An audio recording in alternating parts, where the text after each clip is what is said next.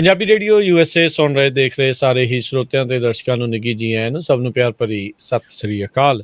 ਸੋ ਤੇ ਉਹ ਅੱਜ ਸ਼ਨੀਚਰਵਾਰ ਦਾ ਇਹ ਜਿਹੜਾ ਵਿਸ਼ੇਸ਼ ਪ੍ਰੋਗਰਾਮ ਆ ਉਹ ਲੈ ਕੇ ਹਾਜ਼ਰ ਹੋ ਚੁੱਕੇ ਹਾਂ। ਮੈਂ ਰਾਜਕਨਵੀਰ ਸਿੰਘ ਤੇ ਮੇਰੇ ਨਾਲ ਜੁੜ ਚੁੱਕੇ ਨੇ US ਇਮੀਗ੍ਰੇਸ਼ਨ ਦੇ ਅਟਾਰਨੀ ਜੇ ਟਿਰਕਿਆਣਾ ਜੀ। ਆਪਾਂ ਅੱਜ ਦੇ ਦਿਨ ਇਮੀਗ੍ਰੇਸ਼ਨ ਦੀਆਂ ਗੱਲਾਂ ਬਾਤਾਂ ਜਿਹੜੀਆਂ ਉਹ ਕਰਦੇ ਹੁੰਦੇ ਆ। ਅਟਾਰਨੀ ਟਿਰਕਿਆਣਾ ਜੀ, ਸਵਾਗਤ ਹੈ ਜੀ। ਸਤਿ ਸ੍ਰੀ ਅਕਾਲ ਜੀ। ਸਤਿ ਸ਼੍ਰੀ ਅਕਾਲ ਜੀ ਸਾਰਿਆਂ ਨੂੰ। ਸਾਡੇ ਅੱਜ ਦੇ ਪ੍ਰੋਗਰਾਮ ਨੂੰ ਸਪਾਂਸਰ ਕਰਦੇ ਨੇ ਖਾਲਸਾ ਇੰਸ਼ੋਰੈਂਸ ਏਜੰਸੀ, ਜਿਨ੍ਹਾਂ ਦੇ ਕੋਲੋਂ ਤੁਸੀਂ ਹਰ ਤਰੀਕੇ ਦੀ ਇੰਸ਼ੋਰੈਂਸ ਕਰਵਾ ਸਕਦੇ ਹੋ। ਇੰਸ਼ੋਰੈਂਸ ਬਾਰੇ ਪਤਾ ਕਰਨ ਲਈ ਕਾਲ ਕਰ ਸਕਦੇ ਹੋ ਨੰਬਰ 4082722500 4082722500। ਟਿਰਕਿਆਣਾ ਇਮੀਗ੍ਰੇਸ਼ਨ ਲਾ ਫਰਮ, ਇਮੀਗ੍ਰੇਸ਼ਨ ਦਾ ਹੋਵੇ ਕਿਸੇ ਵੀ ਤਰੀਕੇ ਦਾ ਕੰਮ, ਕਾਲ ਅਟਾਰਨੀ ਜੇ ਟਿਰਕਿਆਣਾ 4159909503। Manjeet Singh, Narendra Kaur Kular, Avtar Singh, Manzil Clovis, Satnam Singh, Amarjit Singh Dassan, Sunny Purewal Yuba City, Paramjit Singh Deol Fresno, Lakhvir Singh Samra Texas, Kamaljit Singh Makhan Daulatpuria Stockton, Omkar Singh Fresno, Major Singh Sidhu, Vinder Dhaliwal, Hardial Singh, Inderjit Dhaliwal Bakersfield, Jassi Gill, Raminder Basra, Talwinder Gill Bakersfield, Harjit Singh Lathrop, Antelope truck stop Burns Wyoming, Zander group, ਜਿੱਥੋਂ ਤੁਸੀਂ ਹੋਮ ਲੋਨਸ, ਘਰ ਖਰੀਦਣ ਅਤੇ ਘਰ ਵੇਚਣ ਦੀਆਂ ਸਾਰੀਆਂ ਸਰਵਿਸਿਜ਼ ਲੈ ਸਕਦੇ ਹੋ। ਕਾਲ ਮੋਹਨ ਚੀਮਾ 855 905 2575। ਇਹਨਾਂ ਸਾਰਿਆਂ ਦਾ ਧੰਨਵਾਦ। ਜੇਕਰ ਤੁਸੀਂ ਜਾਂ ਕੋਈ ਹੋਰ ਕਾਰੋਬਾਰ ਇਸ ਪ੍ਰੋਗਰਾਮ ਨੂੰ ਸਪਾਂਸਰ ਕਰਨਾ ਚਾਹੁੰਦੇ ਹੋ, ਸੰਪਰਕ ਕਰ ਸਕਦੇ ਹੋ ਨੰਬਰ 408 722 7698 ਦੇ ਉੱਤੇ। ਆਓ US ਇਮੀਗ੍ਰੇਸ਼ਨ ਦੀਆਂ ਗੱਲਾਂ ਬਾਤਾਂ ਜਿਹੜੀਆਂ ਉਹ ਕਰਦੇ ਹਾਂ, ਕੀ ਕੁਝ ਚੱਲ ਰਿਹਾ, ਕਿਹੜੇ ਅੱਜ ਦੇ ਟੌਪਿਕ ਦੇ ਉੱਤੇ ਗੱਲਬਾਤ ਕਰਾਂਗੇ। ਅਟਾਰਨੀ ਟਿਰਕਿਆਣਾ ਜੀ, ਅੱਜ ਦੇ ਇਸ ਤੋਂ ਪਹਿਲਾਂ ਆਪਾਂ ਟੌਪਿਕ ਵੱਲ ਵਧੀਏ, ਦੱਸਦੇ ਜਾਈਏ ਅੱਜ ਅਸੀਂ ਕਾਲਸ ਜਿਹੜੀਆਂ ਨਹੀਂ ਲੈ ਸਕਾਂਗੇ। ਕਾਰਨ ਇਹ ਆ, ਅਟਾਰਨੀ ਟਿਰਕਿਆਣਾ ਦੇ ਜਿਹੜੇ ਪਰਿਵਾਰਕ ਮੈਂਬਰ ਮੰਮੀ ਡੈਡੀ ਆਏ ਆ, ਉਹਨਾਂ ਨੇ ਅੱਜ ਵਾਪਸੀ ਜਿਹੜੀ ਆ ਉੱਥੇ ਜਾਣਾ ਆ। ਸੋ ਇਸ ਲਈ ਆਪਾਂ ਜਿਹੜਾ ਆ ਉਹ ਲੰਮਾ ਸਮਾਂ ਨਹੀਂ ਰੁਕ ਸਕਦੇ। ਟੌਪਿਕ ਦੇ ਉੱਤੇ ਗੱਲਬਾਤ ਕਰਕੇ ਜਿਹੜੇ ਸਵਾਲ ਜਵਾਬ ਜਿਹੜੇ ਉਹ ਆਪਾਂ ਫਿਰ ਉੱਥੋਂ ਅਗਲੇ ਵੀਕ ਵੱਲ ਨੂੰ ਜਿਹੜਾ ਉਹ ਵਧਾਂਗੇ। ਸੋ ਪਹਿਲਾਂ ਹੀ ਮਾਫੀ ਚਾਹੁੰਦੇ ਹਾਂ ਵੀ ਅੱਜ ਦੇ ਜਿਹੜੇ ਸਵਾਲ ਜਵਾਬ ਦਾ ਸਿਲਸਿਲਾ ਉਹ ਨਹੀਂ ਹੋ ਸਕੇਗਾ। ਸੋ ਸ਼ੁਰੂਆਤ ਕਰਦੇ ਹਾਂ ਹਾਊਸਕੀਪਿੰਗ ਤੋਂ ਜੀ। ਕੀ ਨੇ ਇਸ ਟਾਈਮ ਕੀ ਚੱਲ ਰਿਹਾ ਜੀ, ਲੇਟੈਸਟ ਅਪਡੇਟਸ ਉਸ ਨੂੰ ਲੈ ਕੇ? ਜੀ, ਪਿਛਲੀ ਵਾਰੀ ਜਿੱਦਾਂ ਅਨਾਉਂਸ ਕੀਤਾ ਸੀਗਾ ਕਿ ਸਾਨੂੰ ਵੋਲਿਊਮ ਵੱਧ ਗਈ ਸੀਗੀ ਕੰਮ ਦੀ ਕਾਫੀ।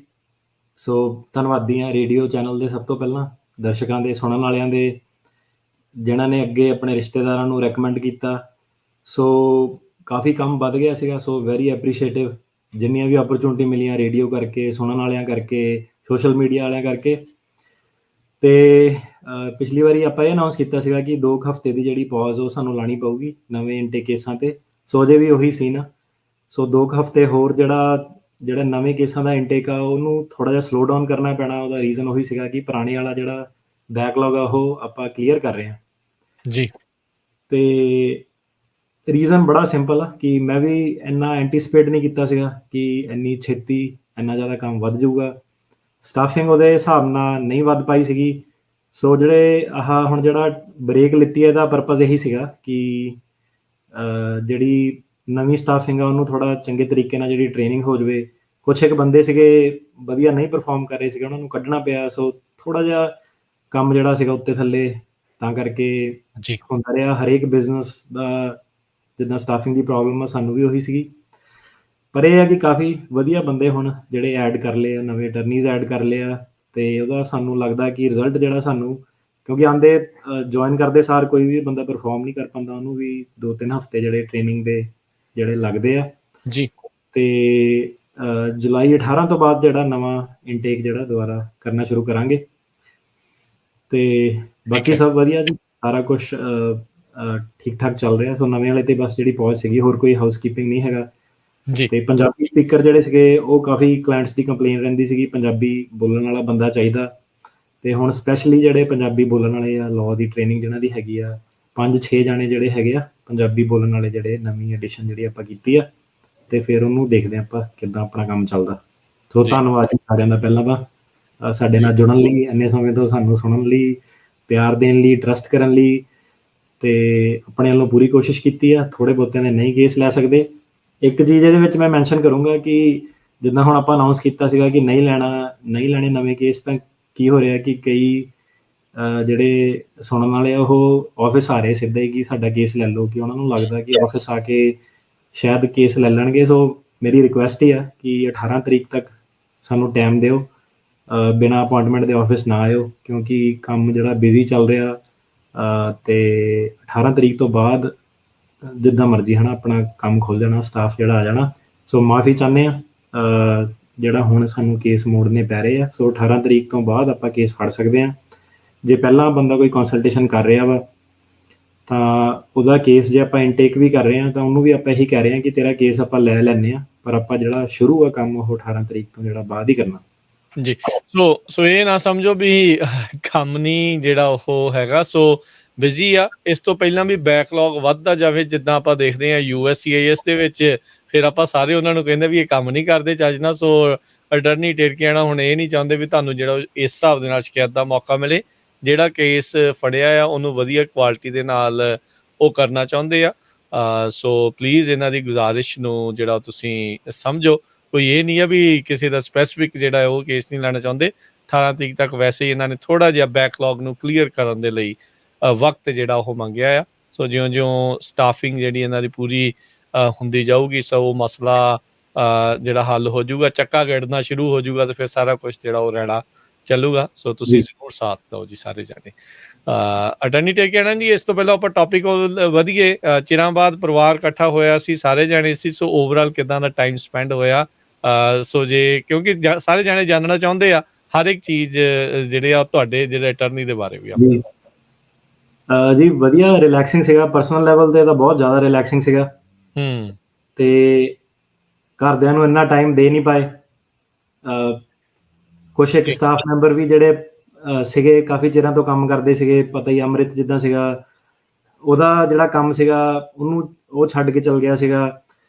ਸੋ ਕਾਫੀ ਸਾਰੀ ਜਿਹੜੀ ਸੀਗੀ ਪਲੈਨਿੰਗ ਚੱਲੀ ਨਹੀਂ ਆਪਣੀ, ਤੇ ਤਾਂ ਕਰਕੇ ਜਿਹੜਾ ਆਫਿਸ ਦੇ ਕਾਫੀ ਕੰਮ ਸੀਗੇ ਪੈਂਡਿੰਗ ਸੀਗੇ। ਇੰਨਾ ਜ਼ਿਆਦਾ ਟਾਈਮ ਜਿਹੜਾ ਸਪੈਂਡ ਨਹੀਂ ਹੋ ਪਾਇਆ।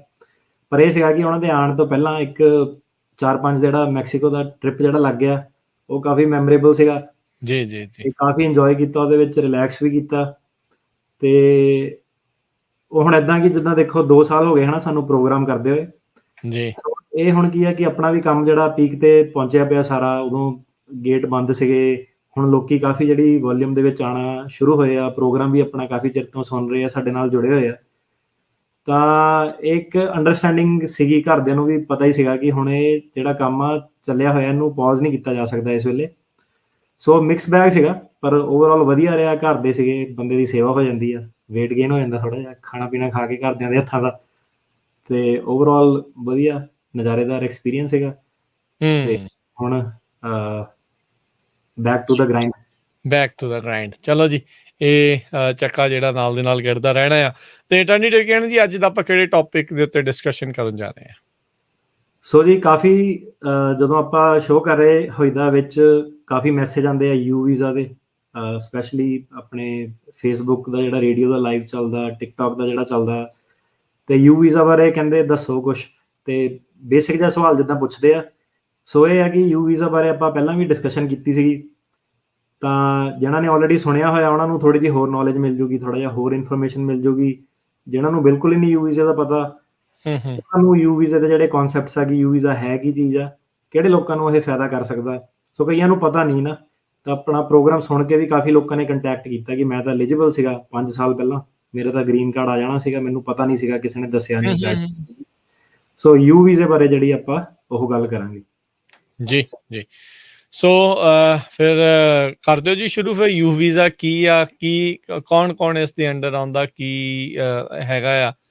ਮੋਟੀ ਗੱਲ ਤਾਂ ਇੰਨੀ ਕੁ ਅਸੀਂ ਜਾਣਦੇ ਹਾਂ ਵੀ ਜੇ ਕਿਸੇ ਦੇ ਨਾਲ ਕੁੱਟਮਾਰ ਜਾਂ ਕੁਛ ਇੱਦਾਂ ਦੀ ਚੀਜ਼ ਹੋਵੇ, ਜਾਂ ਉਹ ਜਦੋਂ ਕੋਈ ਪੁਲਿਸ ਦੀ ਮਦਦ ਕਰਦਾ ਆ ਤਾਂ ਉਹਦੇ ਲਈ ਇਹ ਯੂ ਵੀਜ਼ਾ ਜਿਹੜਾ ਸਪੈਸ਼ਲ ਬਣਾਇਆ ਗਿਆ ਆ। ਪਰ ਜੇ ਤੁਸੀਂ ਸਾਨੂੰ ਵਿਸਥਾਰ ਦੇ ਵਿੱਚ ਦੱਸੋ ਵੀ ਕੀ ਹੈਗਾ ਐਗਜ਼ੈਕਟਲੀ। ਜੀ ਪਹਿਲਾਂ ਤਾਂ ਆਪਾਂ ਜੀ ਇਹਦੇ ਵਿੱਚ ਗੱਲ ਕਰਾਂਗੇ ਜਿੱਦਾਂ ਆਪਾਂ ਫੈਮਿਲੀ ਬੇਸ ਦੇ ਵਿੱਚ ਕੈਟਾਗਰੀਜ਼ ਹੁੰਦੀਆਂ ਨਾ, F1 F2 F3 F4 ਜੀ। ਯੂ ਵੀਜ਼ੇ ਦੇ ਵਿੱਚ ਵੀ 5 ਕੈਟਾਗਰੀਜ਼ ਜਿਹੜੀਆਂ ਆਉਂਦੀਆਂ। ਸੋ U1 ਵੀਜ਼ਾ ਜਿਹੜਾ ਹੁੰਦਾ ਮੇਨ ਬੰਦਾ ਜਿਹਨਾਂ ਕ੍ਰਾਈਮ ਹੋਇਆ, ਠੀਕ ਹੈ। ਤੇ U2 ਹੋ ਗਿਆ ਉਹਦਾ ਸਪਾਊਸ, ਘਰ ਵਾਲੀ ਜਿਹਨਾਂ ਉਹ ਵਿਆਹ ਹੋਏ ਸੀਗੇ ਉਹਨਾਂ ਦੇ ਵੀਜ਼ੇ ਦੀ ਆਪਸ਼ਨ। U3 ਹੋ ਗਿਆ ਉਹਨਾਂ ਦੇ ਬੱਚੇ, U4 ਹੋ ਗਿਆ ਉਹਨਾਂ ਦੇ ਪੇਰੈਂਟ, ਤੇ U5 ਹੋ ਗਿਆ ਉਹਨਾਂ ਦੇ ਭੈਣ ਭਰਾ। ਸੋ ਜਿੱਦਾਂ ਫੈਮਿਲੀ ਬੇਸ ਦਾ ਸੇਮ ਇਹਦੇ ਵਿੱਚ U1 2 3 4 5। ਸੋ ਆਪਾਂ ਡਿਟੇਲ 'ਚ ਬਾਅਦ 'ਚ ਜਾਵਾਂਗੇ। ਸੋ ਸਾਰਿਆਂ ਨੇ ਇਹ ਨਹੀਂ ਕਿਸੇ ਨੇ ਸਮਝਣਾ ਕਿ ਪੇਰੈਂਟਸ ਦਾ ਤੇ ਭੈਣ ਭਰਾ ਦਾ ਵੀ ਯੂ ਵੀਜ਼ਾ ਨਾਲ ਲੱਗ ਜਾਣਾ। ਜਿਹੜਾ ਪੇਰੈਂਟ ਜ਼ਿਆਦਾਤਰ ਜਿਹੜਾ ਹੈਗਾ ਮੇਨ ਯੂ ਵੀਜ਼ੇ ਵਾਲੇ ਬੰਦੇ ਦਾ ਤੇ ਸਪਾਊਸ ਦਾ ਤੇ ਬੱਚਿਆਂ ਦਾ ਲੱਗਦਾ। ਪੇਰੈਂਟਸ ਤੇ ਸਿਬਲਿੰਗ ਲਈ ਸਿਰਫ ਉਦੋਂ ਐਕਸੈਪਸ਼ਨ ਆ ਜਦੋਂ ਜਿਹੜੇ ਬੰਦੇ ਨਾਲ ਕ੍ਰਾਈਮ ਹੋਇਆ ਉਹ 21 ਸਾਲ ਤੋਂ ਥੱਲੇ ਆ, ਮਤਲਬ ਕਿ ਉਹ ਆਪਣੇ ਪੇਰੈਂਟਸ ਤੇ ਡਿਪੈਂਡੈਂਟ ਆ, ਵਿਆਹ ਨਹੀਂ ਹੋਇਆ, ਤੇ ਉਹਦੇ ਜਿਹੜੇ ਭੈਣ ਭਾਈ ਆ 18 ਸਾਲ ਤੋਂ ਛੋਟੀ ਉਮਰ ਦੇ ਆ। ਸੋ ਮਤਲਬ ਕਈ ਵਾਰੀ ਜੇ ਕੋਈ ਪੂਰਾ ਪਰਿਵਾਰ ਆਇਆ ਹੋਇਆ ਉਰੇ ਤਾਂ ਕਿਸੇ 21 ਸਾਲ ਤੋਂ ਛੋਟੇ ਜਵਾਕ ਨਾਲ ਜਦੋਂ ਕ੍ਰਾਈਮ ਹੋ ਜਾਂਦਾ ਉਹ ਫਿਰ ਯੂ ਵੀਜ਼ਾ ਆਪਣੇ ਪੇਰੈਂਟਸ ਤੇ ਭੈਣ ਭਰਾ ਲਈ ਫਾਈਲ ਕਰ ਸਕਦਾ। ਓਕੇ, ਠੀਕ ਹੈ। ਤੇ ਸਪੈਸੀਫਿਕ ਜੇ ਮੈਂ ਸਿਨੈਰੀਓ ਦੇਵਾਂ, ਬੱਚਾ ਕਈ ਵਾਰੀ ਜਿੱਦਾਂ ਸਟੋਰ 'ਚ ਗਿਆ, ਉੱਥੇ ਜਾ ਕੇ ਕੋਈ ਕ੍ਰਾਈਮ ਹੋ ਗਿਆ, ਹਨਾ, ਉਹਦੇ ਵਿੱਚ ਇਹ ਆ ਕਿ ਘਰ ਜੇ ਉਹ ਐਜ਼ ਅ ਫੈਮਿਲੀ ਯੂਨਿਟ ਇੱਥੇ ਰਹਿ ਰਿਹਾ, ਘਰ ਦੇ ਆ ਨਾਲ ਸਿਬਲਿੰਗ ਆ, ਤਾਂ ਉਸ ਸਿਨੈਰੀਓ ਦੇ ਵਿੱਚ ਸਾਰੇ ਜਾਣਿਆਂ ਨੂੰ ਜਿਹੜਾ ਫਾਇਦਾ ਹੋ ਸਕਦਾ। ਸੋ ਇਹ ਤੁਸੀਂ ਦੇਖਣਾ ਕਿ ਆਪਣਾ ਹੁਣ ਜਿਹੜਾ ਯੂ ਵੀਜ਼ੇ ਵਾਲਾ ਕੇਸ ਆ ਪੋਜੀਸ਼ਨ ਕਿੱਦਾਂ ਕਰਨਾ, ਕਿ ਪ੍ਰਾਇਮਰੀ ਕਿੰਨੇ ਬਣਨਾ। ਸੋ ਸੇਮ ਥਿੰਗ ਆ ਜਿੱਦਾਂ ਆਪਾਂ ਅਸਾਈਲਮ 'ਚ ਘਰ ਵਾਲੀ ਆਉਂਦੇ ਆ, ਤਾਂ ਤੁਸੀਂ ਉਹ ਦੋਨਾਂ ਦਾ ਦੇਖਦੇ ਹੋ ਕਿ ਦੋਨਾਂ ਦੇ ਫੈਕਟਸ ਕੀ ਸੀਗੇ, ਕਿ ਘਰ ਵਾਲੇ ਨੂੰ ਕੇਸ ਲਾ ਕੇ ਜ਼ਿਆਦਾ ਫਾਇਦਾ ਕਿ ਘਰ ਵਾਲੀ ਦਾ ਕੇਸ ਜ਼ਿਆਦਾ ਸਟਰੋਂਗ ਹੈ। ਸੋ ਸੇਮ ਥਿੰਗ ਜਿਹੜੀ ਯੂ ਵੀਜ਼ੇ ਦੇ ਵਿੱਚ ਆ ਕਿ ਸਿਬਲਿੰਗਸ ਦਾ, ਪੇਰੈਂਟਸ ਦਾ ਜੇ ਵੇਖਣਾ ਤਾਂ 21 ਸਾਲ ਤੋਂ ਥੱਲੇ ਬੱਚੇ ਦੇ ਨਾਲ ਜੇ ਕ੍ਰਾਈਮ ਹੋਇਆ ਉਹ ਤੁਹਾਡੇ ਲਈ ਜ਼ਿਆਦਾ ਬੈਨੀਫਿਸ਼ੀਅਲ। ਉਹਦਾ ਸਿੰਪਲ ਰੀਜ਼ਨ ਇਹ ਹੈਗਾ ਕਿ ਜਿਹੜੀ ਸਾਈਕ ਇਵੈਲੂਏਸ਼ਨ ਆ, ਜਿਹੜੀ ਮੈਂਟਲ ਹੈਲਥ ਅਸੈਸਮੈਂਟ ਆ, ਰਿਪੋਰਟ ਆ, ਉਹ ਬੱਚੇ ਦਾ ਕਿਉਂਕਿ ਫਾਰਮੇਟਿਵ ਈਅਰਸ ਹੁੰਦੇ ਆ, ਬ੍ਰੇਨ ਅਜੇ ਫੁੱਲੀ ਡਿਵੈਲਪ ਨਹੀਂ ਹੋਇਆ, ਜਿਹੜਾ ਹੈਗਾ ਆਰਗੂਮੈਂਟਸ ਤੁਸੀਂ ਜ਼ਿਆਦਾ ਪੇਸ਼ ਕਰ ਸਕਦੇ ਹੋ ਕਿ ਜੇ ਕੋਈ ਵੀ ਪਰਟੀਕੁਲਰ ਕ੍ਰਾਈਮ ਆ ਉਹਦੇ ਨਾਲ ਬੱਚੇ ਨੂੰ ਕੀ ਫਰਕ ਪਊਗਾ। ਠੀਕ ਹੈ। ਸੋ ਓਕੇ, ਪਰ ਇਸ ਵਿੱਚ ਸ਼ਰਤ ਇਹ ਆ ਵੀ ਬੱਚੇ ਦੇ ਨਾਲ ਜੇ ਮੰਨ ਲਓ ਹੋਇਆ ਵੀ ਉਹਦੇ ਪਰਿਵਾਰ ਜਾਂ ਉਹਦੇ ਸਿਬਲਿੰਗ ਨਾਲ ਇੱਥੇ ਅਮਰੀਕਾ 'ਚ ਹੋਣੇ ਚਾਹੀਦੇ ਆ। ਜ਼ਰੂਰੀ ਨਹੀਂ ਹੈ ਕਿ ਨਾਲ ਹੋਣੇ ਚਾਹੀਦੇ ਆ, ਬਾਹਰੋਂ ਵੀ ਆ ਸਕਦੇ ਆ। ਠੀਕ ਹੈ। ਕੁਛ ਇੱਕ ਰਿਕੁਆਇਰਮੈਂਟਸ ਹੈਗੀਆਂ, ਹਾਂਜੀ, ਪਰ ਜ਼ਿਆਦਾਤਰ ਜਿਹੜਾ ਯੂਜ਼ ਕਰਦੇ ਆ ਪ੍ਰੋਗਰਾਮ ਉਹ obviously as a family unit ਇੱਥੇ ਹੁੰਦੇ। ਜੀ ਜੀ। ਸੋ ਹੁਣ ਜੇ ਸਾਨੂੰ ਤੁਸੀਂ ਦੱਸੋ ਵੀ ਯੂ ਵੀਜ਼ਾ ਕੀ ਹੁੰਦਾ, ਕਾਂਗਰਸ ਨੇ ਕਾਹਤੇ ਇਹ ਚੀਜ਼ ਯੂ ਵੀਜ਼ਾ ਪ੍ਰੋਗਰਾਮ ਬਣਾਇਆ, ਕੀ ਪਰਪਸ ਸੀ ਉਸ ਦੇ ਪਿੱਛੇ? ਇਹ ਐਕਚੁਅਲੀ ਇਹਨਾਂ ਦੇ ਹੱਥ, ਇਹ ਐਕਸੀਡੈਂਟਲੀ ਕਹਿ ਲਓ ਇੱਕ ਤਰੀਕੇ ਨਾਲ ਯੂ ਵੀਜ਼ਾ ਜਿਹੜਾ ਬਣ ਗਿਆ। ਓਕੇ। ਇਹਨਾਂ ਨੇ ਜਿਹੜਾ ਬਣਾਇਆ ਸੀਗਾ ਇੱਕ ਵਾਵਾ ਜਿਹਨੂੰ ਕਹਿੰਦੇ ਆ victims of trafficking and violence protection act. ਇੱਕ ਇਹਨਾਂ ਨੇ ਐਕਟ ਬਣਾਇਆ ਸੀਗਾ ਜਿਹਦੇ ਵਿੱਚ ਕਿ ਲੋਕੀ ਜਿਹੜੇ ਟ੍ਰੈਫਿਕ ਹੁੰਦੇ ਸੀਗੇ ਜਾਂ ਜਿਹਨਾਂ ਨਾਲ ਵਾਇਲੈਂਸ ਹੁੰਦਾ ਸੀਗਾ ਉਹਨਾਂ ਦੇ ਬਾਰੇ ਇਹਨਾਂ ਨੇ ਕਾਨੂੰਨ ਜਿਹੜੇ ਲਿਖਣੇ ਸ਼ੁਰੂ ਕੀਤੇ। ਸੋ ਉਸੇ ਦੇ ਵਿੱਚੋਂ ਜਿਹੜਾ ਵਾਵਾ ਨਿਕਲਿਆ, ਉਸ ਦੇ ਵਿੱਚੋਂ ਜਿਹੜਾ ਫਿਰ ਸੀਗਾ ਯੂ ਵੀਜ਼ਾ ਨਿਕਲਿਆ। ਸੋ 2000 ਦੇ ਗੇੜ ਦੇ ਵਿੱਚ ਇਹ ਜਿਹੜਾ ਲਾਅ ਸੀਗਾ ਪਾਸ ਹੋਇਆ ਸੀਗਾ ਤੇ ਫਿਰ ਉੱਥੋਂ ਦੀ ਯੂ ਵੀਜ਼ਾ ਬਣਿਆ। ਇਹਦਾ ਸਿੰਪਲ ਜੇ ਦੇਖੀਏ ਤਾਂ ਨਿਚੋੜ ਇਹਦਾ ਇਹ ਹੈ ਕਿ ਪਹਿਲਾਂ ਕੀ ਹੁੰਦਾ ਸੀਗਾ ਕਿ ਜਿਹੜਾ ਇਮੀਗ੍ਰੈਂਟ ਹੈਗਾ ਅੱਜ ਦੀ ਡੇਟ 'ਚ ਵੀ ਉਹ ਡਰਦਾ, ਉਹ ਕਹਿੰਦਾ ਜੇ ਮੈਂ ਜਾਊਂਗਾ ਕੰਪਲੇਂਟ ਕਰੂੰਗਾ ਮੈਨੂੰ ਕਿਤੇ ਫੜ ਨਾ ਲੈਣ। ਉਹਨਾਂ ਜਦੋਂ ਉਹ ਕੰਮ ਕਰਦਾ ਸਟੋਰਾਂ ਤੇ, ਲਿਕਰ ਸਟੋਰਾਂ ਤੇ, ਕਿਤੇ ਵੀ ਕਾਫੀ ਜ਼ਿਆਦਾ ਵਾਰੀ ਆਪਾਂ ਸੁਣਦੇ ਹਾਂ ਕਿ ਉਹਨਾਂ ਨੂੰ ਪੈਸੇ ਪੂਰੇ ਨਹੀਂ ਦਿੱਤੇ ਜਾਂਦੇ, ਉਹਨਾਂ ਦੀ ਵੇਜ ਕੱਟੀ ਜਾਂਦੀ ਆ, ਉਹਨਾਂ ਨੂੰ ਨਹੀਂ ਦਿੱਤਾ ਜਾਂਦਾ। ਜਿਹੜਾ ਟਾਈਮ ਐਂਡ ਹਾਫ ਵਾਲਾ ਰੂਲ ਆ ਉਹ ਸਹੀ ਤਰੀਕੇ ਨਾਲ ਉਹਨਾਂ ਦੀ ਜਿਹੜੀ ਪੇਮੈਂਟ ਨਹੀਂ ਹੁੰਦੀ, ਲਿਵਿੰਗ ਕੰਡੀਸ਼ਨਸ ਕਈ ਵਾਰੀ ਸਹੀ ਤਰੀਕੇ ਨਾਲ ਨਹੀਂ, ਰਹਿਣ ਸਹਿਣ ਦਾ ਜਿਹੜਾ ਸਹੀ ਤਰੀਕੇ ਨਾਲ ਪ੍ਰਬੰਧ ਨਹੀਂ ਹੁੰਦਾ, ਇੱਦਾਂ ਦੇ ਹੋਰ ਕਈ ਸਾਰੇ ਜਿਹੜੀਆਂ ਚੀਜ਼ਾਂ ਉਹ ਕੰਪਰੋਮਾਈਜ਼ ਕਰ ਲੈਂਦੇ ਆ। ਇਮੀਗ੍ਰੈਂਟ ਆਏ ਹੁੰਦੇ ਆ, ਉਹਨਾਂ ਨੂੰ ਜਿਹੜਾ ਇੱਥੇ ਦੇ ਲੇਬਰ ਲਾਜ਼, ਇੱਥੇ ਦੀਆਂ ਪ੍ਰੋਟੈਕਸ਼ਨਸ ਹੈਗੀਆਂ ਉਹਨਾਂ ਨੂੰ ਸਾਰਾ ਪਤਾ ਨਹੀਂ, ਉਹਨਾਂ ਨੇ ਆਪਣਾ ਗੁਜ਼ਾਰਾ ਕਰਨਾ ਹੁੰਦਾ। ਸੋ ਉਹਨਾਂ ਨੂੰ ਲੱਗਦਾ ਕਿ ਚਲੋ ਠੀਕ ਆ, ਜੋ ਵੀ ਕੈਸ਼ ਤੇ ਕੰਮ ਮਿਲਦਾ ਕਰ ਲਓ। ਸੋ ਇੱਦਾਂ ਦੇ ਕਈ ਸਾਰੀਆਂ ਜਿਹੜੀਆਂ ਚੀਜ਼ਾਂ ਸੀਗੀਆਂ, ਕਈ ਤਰ੍ਹਾਂ ਦੇ ਜਿਹੜੇ ਕਹਿ ਲਓ ਇੰਪਲੋਇਮੈਂਟ, ਫਾਈਨੈਂਸ਼ੀਅਲ, ਇਕਨੋਮਿਕ ਕ੍ਰਾਈਮ ਜਾਂ ਹੋਰ ਵੀ ਕਈ ਵਾਰੀ ਬੰਦੇ ਨਾਲ ਸੰਗੀਨ ਜੁਰਮ ਵੀ, ਜੇ ਰੇਪ ਹੋ ਗਿਆ, ਕੁੱਟਮਾਰ ਪੈ ਗਈ, ਲੜਾਈ ਹੋ ਗਈ ਕਿਸੇ ਨਾਲ, ਤਾਂ ਉਹ ਡਰਦਾ ਮਾਰਾ ਰਿਪੋਰਟ ਨਹੀਂ ਕਰਦਾ ਸੀ, ਜਾਂ ਗ੍ਰੀਨ ਕਾਰਡ ਹੋਲਡਰ ਜਾਂ ਸਿਟੀਜ਼ਨ ਉਹਨੂੰ ਕਹਿੰਦਾ ਸੀ ਕਿ ਮੈਂ ਤੈਨੂੰ ਡਿਪੋਰਟ ਕਰਾ ਦੇਣਾ। ਸੋ ਬੰਦਾ ਇੱਕ ਡਰ ਦੇ ਵਿੱਚ ਰਹਿੰਦਾ ਸੀਗਾ। ਉਹਨਾਂ ਕੀ ਹੁੰਦਾ ਸੀਗਾ ਕਿ ਇੱਕ ਕ੍ਰਾਈਮ ਬਹੁਤ ਜ਼ਿਆਦਾ ਸੀਗਾ, ਸਪੈਸ਼ਲੀ ਵੂਮਨ ਦੇ ਉੱਤੇ ਕ੍ਰਾਈਮ ਬਹੁਤ ਜ਼ਿਆਦਾ ਸੀਗਾ, ਜਿਹਨਾਂ ਨੂੰ ਆਪਣੇ ਹੱਕਾਂ ਦਾ ਨਹੀਂ ਪਤਾ ਸੀਗਾ। ਸੋ ਉਹਨਾਂ ਨੇ ਇੱਕ ਵੀਜ਼ਾ ਬਣਾਇਆ ਯੂ ਵੀਜ਼ਾ। ਉਹ ਕਹਿੰਦੇ ਕਿ ਜੇ ਤੁਹਾਨੂੰ, ਭਾਵੇਂ ਤੁਸੀਂ ਕੱਚੇ ਤਰੀਕੇ ਨਾਲ ਕੰਮ ਕਰਦੇ ਸੀਗੇ, ਜੋ ਵੀ ਆ, ਜੇ ਤੁਹਾਡੇ ਨਾਲ ਕ੍ਰਾਈਮ ਹੋਇਆ ਆਪਾਂ ਤੁਹਾਨੂੰ ਬੋਦਰ ਨਹੀਂ ਕਰਨਾ ਕਿ ਤੁਸੀਂ ਕੱਚੇ ਤਰੀਕੇ ਨਾਲ ਕੰਮ ਕਰਦੇ ਸੀਗੇ ਜਾਂ ਤੁਸੀਂ ਕਿੱਦਾਂ ਇਹ ਬਾਰਡਰ ਟੱਪ ਕੇ ਆਏ ਆ, ਤੁਹਾਡੇ ਤੇ ਈਵਨ ਤੁਹਾਡੇ ਤੇ ਡੀਪੋਰਟੇਸ਼ਨ ਵੀ ਲੱਗੀ ਆ। ਉਹ ਕਹਿੰਦੇ ਕਿ ਤੁਹਾਨੂੰ ਆਪਾਂ ਇਦਾਂ ਦੀ ਛੋਟ ਦੇਣੀ ਆ ਕਿ ਜੇ ਤੁਹਾਡੇ ਨਾਲ ਕ੍ਰਾਈਮ ਹੋਇਆ ਤੁਸੀਂ ਬਿਨਾਂ ਡਰੇ ਅੱਗੇ ਆ ਕੇ ਉਹ ਜਿਹੜਾ ਆਪਣਾ ਕ੍ਰਾਈਮ ਉਹਨੂੰ ਰਿਪੋਰਟ ਕਰ ਸਕੋ। ਸੋ ਸਿਰਫ ਅਮਰੀਕਾ ਵਰਗੀ ਕੰਟਰੀ ਹੀ ਕਰ ਸਕਦੀ ਆ ਕਿ ਜੇ ਤੁਹਾਡੇ ਤੇ ਡੀਪੋਰਟੇਸ਼ਨ ਵੀ ਲੱਗੀ ਆ, ਕੋਈ ਵੀ ਚੀਜ਼ ਆ, ਉਹ ਕਹਿੰਦੇ ਕਿ ਤੁਸੀਂ ਅੱਗੇ ਆਓ, ਕ੍ਰਾਈਮ ਨੂੰ ਰਿਪੋਰਟ ਕਰੋ, ਸਾਡੀ ਕ੍ਰਾਈਮ ਸੋਲਵਿੰਗ ਦੇ ਵਿੱਚ ਹੈਲਪ ਕਰੋ। ਤੁਸੀਂ ਜੇ ਸਾਡੀ ਹੈਲਪ ਕਰਦੇ ਹੋ ਸਾਡੇ ਦੇਸ਼ ਦਾ ਫਾਇਦਾ ਹੁੰਦਾ, ਸਾਡਾ ਜਿਹੜਾ ਕ੍ਰਾਈਮ ਆ ਉਹ ਸੋਲਵ ਹੁੰਦੇ ਆ, ਘਟਦਾ ਆ। ਤਾਂ ਕਰਕੇ ਇਹਨਾਂ ਨੇ ਜਿਹੜਾ ਸੀਗਾ ਯੂ ਵੀਜ਼ਾ ਉਹ ਬਣਾਇਆ। ਠੀਕ ਹੈ। ਸੋ ਡੋਮੈਸਟਿਕ ਵਾਇਲੈਂਸ ਵਾਲੇ ਜਾਂ ਹੋਰ ਵਾਇਲੈਂਸ ਜਾਂ ਵਾਇਲੈਂਟ ਕ੍ਰਾਈਮਸ ਜਿੱਦਾਂ ਤੁਸੀਂ ਦੱਸਿਆ ਵੀ ਉਸ ਨੂੰ ਜਿਹੜਾ ਉਹ ਲੈ ਕੇ ਇਹਦੇ ਵਿੱਚ ਅੱਗੇ ਜਾ ਕੇ ਤੁਸੀਂ ਸਾਨੂੰ ਦੱਸੋਗੇ ਵੀ ਕਿੱਦਾਂ ਦੇ ਵਾਇਲੈਂਟ ਕ੍ਰਾਈਮ ਜਿਹੜੇ ਆ ਉਹ ਸੈਟਿਸਫਾਈ ਕਰਦੇ ਆ ਇਹਦੀ ਇਸ ਕਲੌਜ਼ ਨੂੰ, ਵਾਇਲੈਂਟ ਕ੍ਰਾਈਮ ਵਾਲੇ ਵੀ ਯੂ ਵੀਜ਼ੇ ਦੇ ਅੰਡਰ ਜਿਹੜੇ ਆਉਂਦੇ ਆ, ਜਾਂ ਕਿਸੇ ਵੀ ਤਰੀਕੇ ਦਾ ਕ੍ਰਾਈਮ ਜਿਹੜਾ ਇਹ ਹੁੰਦਾ ਹੈ? ਹਾਂਜੀ, ਆਪਾਂ ਇਹਦੇ ਵਿੱਚ ਕਈ ਤਰ੍ਹਾਂ ਦੇ ਕ੍ਰਾਈਮਸ ਜਿਹੜੇ ਉਹ ਆ ਜਾਂਦੇ ਆ, ਤੇ ਆਪਾਂ ਬਿਲਕੁਲ ਕ੍ਰਾਈਮਸ ਦੀ ਸਾਰੇ ਹੀ ਆਪਾਂ ਬੇਸਿਕਲੀ ਅੱਜ ਸਾਰਾ ਹੀ ਜਿਹੜਾ ਟੌਪਿਕ ਆ ਪੂਰਾ ਹੀ ਡਿਟੇਲ ਦੇ ਵਿੱਚ ਜਿਹੜਾ ਡਿਸਕਸ ਜੀ। ਕਰਾਂਗੇ, ਇੰਕਲੂਡਿੰਗ ਕ੍ਰਾਈਮ ਸਾਰਾ ਕਿੱਦਾਂ। ਕਿੱਦਾਂ ਹੈ ਜੀ ਜੀ। ਸੋ ਅਟਾਰਨੀ ਟਿਕੇਣਾ ਜੀ, ਜੇ ਗੱਲ ਕਰੀਏ ਤੇ ਕੀ ਬੈਨੀਫਿਟਸ ਜਿਹੜੇ ਉਹ ਰਹਿੰਦੇ ਆ ਯੂ ਵੀਜ਼ੇ ਦੇ, ਕਿੰਨਾ ਚਿਰ ਰਹਿਣ ਨੂੰ ਮਿਲਦਾ ਆ, ਕੀ ਗ੍ਰੀਨ ਕਾਰਡ ਅਪਲਾਈ ਕਰਨ ਦੇ ਲਈ ਕੀ ਵਕਤ ਲੱਗਦਾ, ਕਿਉਂਕਿ ਇਹ ਸਵਾਲ ਬੜਾ ਕਾਮਨ ਆ ਵੀ ਕਿੰਨਾ ਕੁ ਵਕਤ ਲੱਗ ਜਾਂਦਾ ਆ ਜੀ ਜੇ ਯੂ ਵੀਜ਼ਾ ਅਪਲਾਈ ਕੀਤਾ ਹੋਵੇ ਤਾਂ। ਸੋ ਜੀ ਯੂ ਵੀਜ਼ੇ ਦੇ ਜਿਹੜੇ ਸਾਲ ਦੇ 10,000 ਵੀਜ਼ੇ ਮਿਲਦੇ ਆ, ਬਾਈਡਨ ਹੋਣਾ ਨੇ ਕਿਹਾ ਸੀਗਾ ਕਿ 30,000 ਕਰ ਦੇਣੇ ਆ। ਸੋ ਇਹਦਾ ਇੱਕ ਕੋਟਾ, ਸੋ ਜਿਹੜਾ ਪਹਿਲਾਂ ਲਾਈਨ 'ਚ ਲੱਗ ਗਿਆ ਉਸੇ ਆਰਡਰ ਦੇ ਵਿੱਚ ਜਿਹੜਾ ਹੈਗਾ ਵੀਜ਼ਾ ਉਹ ਮਿਲਣਾ। ਸਾਲ ਦੇ ਜਿਹੜੇ 10,000 ਮਿਲਦੇ ਆ। ਹੁਣ ਜੇ ਮੰਨ ਲਓ ਕੋਈ ਵੀ ਕੇਸ ਨਾ ਫਾਈਲ ਹੋਇਆ ਤਾਂ ਨੰਬਰ ਲੋਕਾਂ ਦਾ ਛੇਤੀ ਲੱਗ ਸਕਦਾ, ਪਰ over a period of time ਕੀ ਹੋਇਆ ਕਿ ਇੰਨੇ ਜ਼ਿਆਦਾ ਕੇਸ ਜਿਹੜੇ ਫਾਈਲ ਹੋ ਗਏ ਕਿ ਬੈਕਲੌਗ ਇਹ ਵੱਧਦਾ ਗਿਆ। ਹੁਣ ਜਿਹੜੀ ਇਹਦੀ ਔਨ ਐਵਰੇਜ ਜਿਹੜੀ ਵੇਟ ਹੈਗੀ ਉਹ 7 ਸਾਲ ਤੇ ਸਟੈਂਡ ਕਰਦਾ।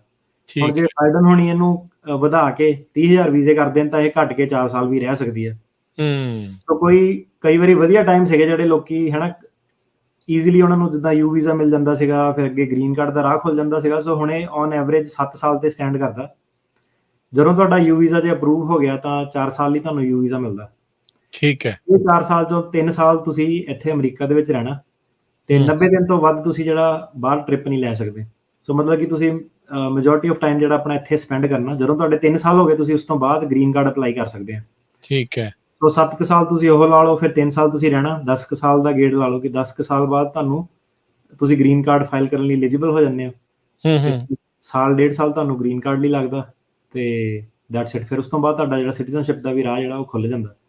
ਸੋ ਜਿੰਨੀ ਦੇਰ ਤੱਕ ਕਿਸੇ ਨੇ ਅਪਲਾਈ ਕੀਤਾ ਹੁੰਦਾ ਹੈ ਉਨੀ ਦੇਰ ਤੱਕ ਕੀ ਉਹਨੂੰ ਵਰਕ ਪਰਮਿਟ ਵਗੈਰਾ ਇਦਾਂ ਦੀਆਂ ਚੀਜ਼ਾਂ ਵੀ ਮਿਲ ਜਾਂਦੀਆਂ, ਕੰਮ ਕਰਨ ਦਾ ਰਾਹ ਵੀ ਜਿਹੜਾ ਉਹ ਰਹਿੰਦਾ ਹੈ?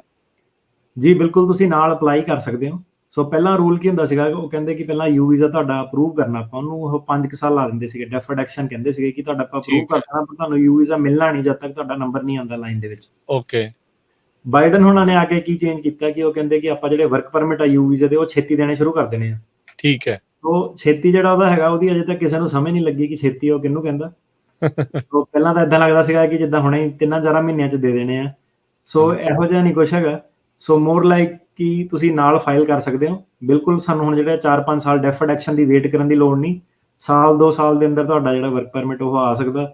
ਤੇ ਜ਼ਿਆਦਾਤਰ ਹੋ ਕੀ ਰਿਹਾ ਕਿ ਤੁਹਾਨੂੰ ਫਾਈਲ ਕਰਨ ਤੋਂ ਬਾਅਦ ਇੱਕ ਤਰ੍ਹਾਂ ਆਪਣੀ ਰਿਕੁਐਸਟ ਹੀ ਪਾਣੀ ਪੈਂਦੀ ਹੈ ਕਿ ਤੁਹਾਡੇ ਪਰਸਨਲ ਹਾਲਾਤ ਕੀ ਆ, ਤੁਹਾਡੇ ਕੋਲ ਅਸਾਈਲਮ ਦਾ ਵਰਕ ਪਰਮਿਟ ਹੈਗਾ ਜਾਂ ਨਹੀਂ ਹੈਗਾ, ਕਿ ਤੁਹਾਨੂੰ ਇਹ ਵਰਕ ਪਰਮਿਟ ਕਿੰਨਾ ਜ਼ਰੂਰੀ ਆ। ਉਹਦੇ ਹਿਸਾਬ ਨਾਲ ਉਹ ਇਹਨੂੰ ਐਕਸਪੀਡਾਈਟ ਜਿਹੜਾ ਉਹ ਕਰ ਸਕਦੇ ਆ। ਸੋ ਇਹ ਹੈ ਕਿ ਜਿਹੜੀ ਚੇਂਜ ਹੋਣੇ ਦੇ ਵਿੱਚ ਇਹ ਹੋਈ ਹੈ ਕਿ ਜਿਹੜਾ ਪਹਿਲਾਂ ਤੁਹਾਨੂੰ 5 ਸਾਲ ਵਰਕ ਪਰਮਿਟ ਲਈ ਵੇਟ ਕਰਨਾ ਪੈਂਦਾ ਸੀਗਾ, ਹੁਣ ਤੁਹਾਡਾ ਸਾਲ 2 ਸਾਲ ਦੇ ਵਿੱਚ ਆ ਸਕਦਾ। ਠੀਕ ਹੈ। ਚਲੋ ਇਹ ਥੋੜਾ ਜਿਹਾ ਤੇਜ਼ੀ ਜਿਹੜੀ ਇਸ ਦੇ ਵਿੱਚ ਹੈਗੀ ਆ। ਤੇ ਫਿਰ ਜਿੱਦਾਂ ਆਪਾਂ ਪਹਿਲਾਂ ਤੁਸੀਂ ਜ਼ਿਕਰ ਕਰ ਰਹੇ ਸੀਗੇ ਵੀ spouse, child, principal, parent, sibling, so ਪਰਿਵਾਰਕ ਮੈਂਬਰ ਦਾ ਵੀ ਰਸਤਾ ਇੱਥੇ ਆਉਣ ਦੇ ਲਈ ਫਿਰ ਬਣ ਜਾਂਦਾ, ਉਹਨਾਂ ਨੂੰ ਵੀ ਇੱਕ ਰਾਹ ਬਣ ਜਾਂਦਾ ਆਉਣ ਦੇ ਲਈ। ਇਹ ਵੀ ਬੈਨੀਫਿਟ ਆ।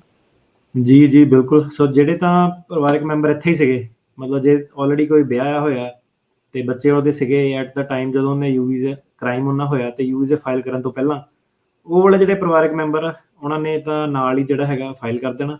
ਤੇ 21 ਸਾਲ ਤੋਂ ਛੋਟੇ ਬੱਚੇ ਤੇ ਸਪਾਊਸ ਇਹਦੇ ਵਿੱਚ ਸਿੱਧੇ ਕੁਆਲੀਫਾਈ ਕਰਦੇ ਆ।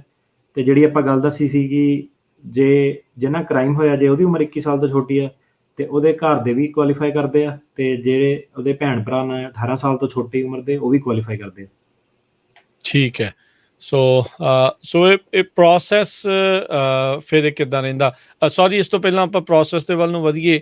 ਆਪਾਂ recently public charge, public benefits, ਇਹਦਾ ਬੜਾ ਰੌਲਾ ਜਿਹੜਾ ਉਹ ਸੁਣਦੇ ਰਹੇ ਆ।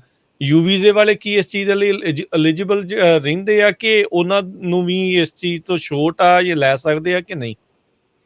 ਸੋ ਯੂ ਵੀਜ਼ੇ ਵਾਲੇ, ਕਿਉਂਕਿ ਜਿੱਦਾਂ ਮੈਂ ਦੱਸਿਆ ਕਿ ਕ੍ਰਾਈਮ, ਤਾਂ ਕਿ ਲੋਕਾਂ ਨੂੰ ਕੋਈ ਸ਼ੱਕ ਨਾ ਹੋਵੇ ਕਿ ਇਹਨਾਂ ਨੇ ਮੇਰੀ ਮਦਦ ਨਹੀਂ ਕਰਨੀ, ਉਹ ਬਿਨਾਂ ਡਰੇ ਸਾਹਮਣੇ ਆ ਸਕਣ। ਸੋ ਇਹਦੇ ਵਿੱਚ ਤੁਹਾਡੀ ਜਿਹੜੀ ਇਮੀਗ੍ਰੇਸ਼ਨ ਦੀ ਵਾਇਓਲੇਸ਼ਨ ਆ, ਤੁਹਾਡਾ ਬਾਰਡਰ ਟੱਪਿਆ, ਤੁਹਾਡੇ ਤੇ ਡੀਪੋਰਟੇਸ਼ਨ, ਤੁਹਾਡੇ ਜਿਹੜੇ ਪਬਲਿਕ ਚਾਰਜ, ਵੈਲਫੇਅਰ ਬੈਨੀਫਿਟ ਵਗੈਰਾ ਜਿਹੜੇ ਲਏ ਆ, ਉਹ ਸਾਰੇ ਜਿਹੜੇ ਇਹਦੇ ਵਿੱਚ ਮਾਫ ਹੋ ਜਾਂਦੇ ਆ।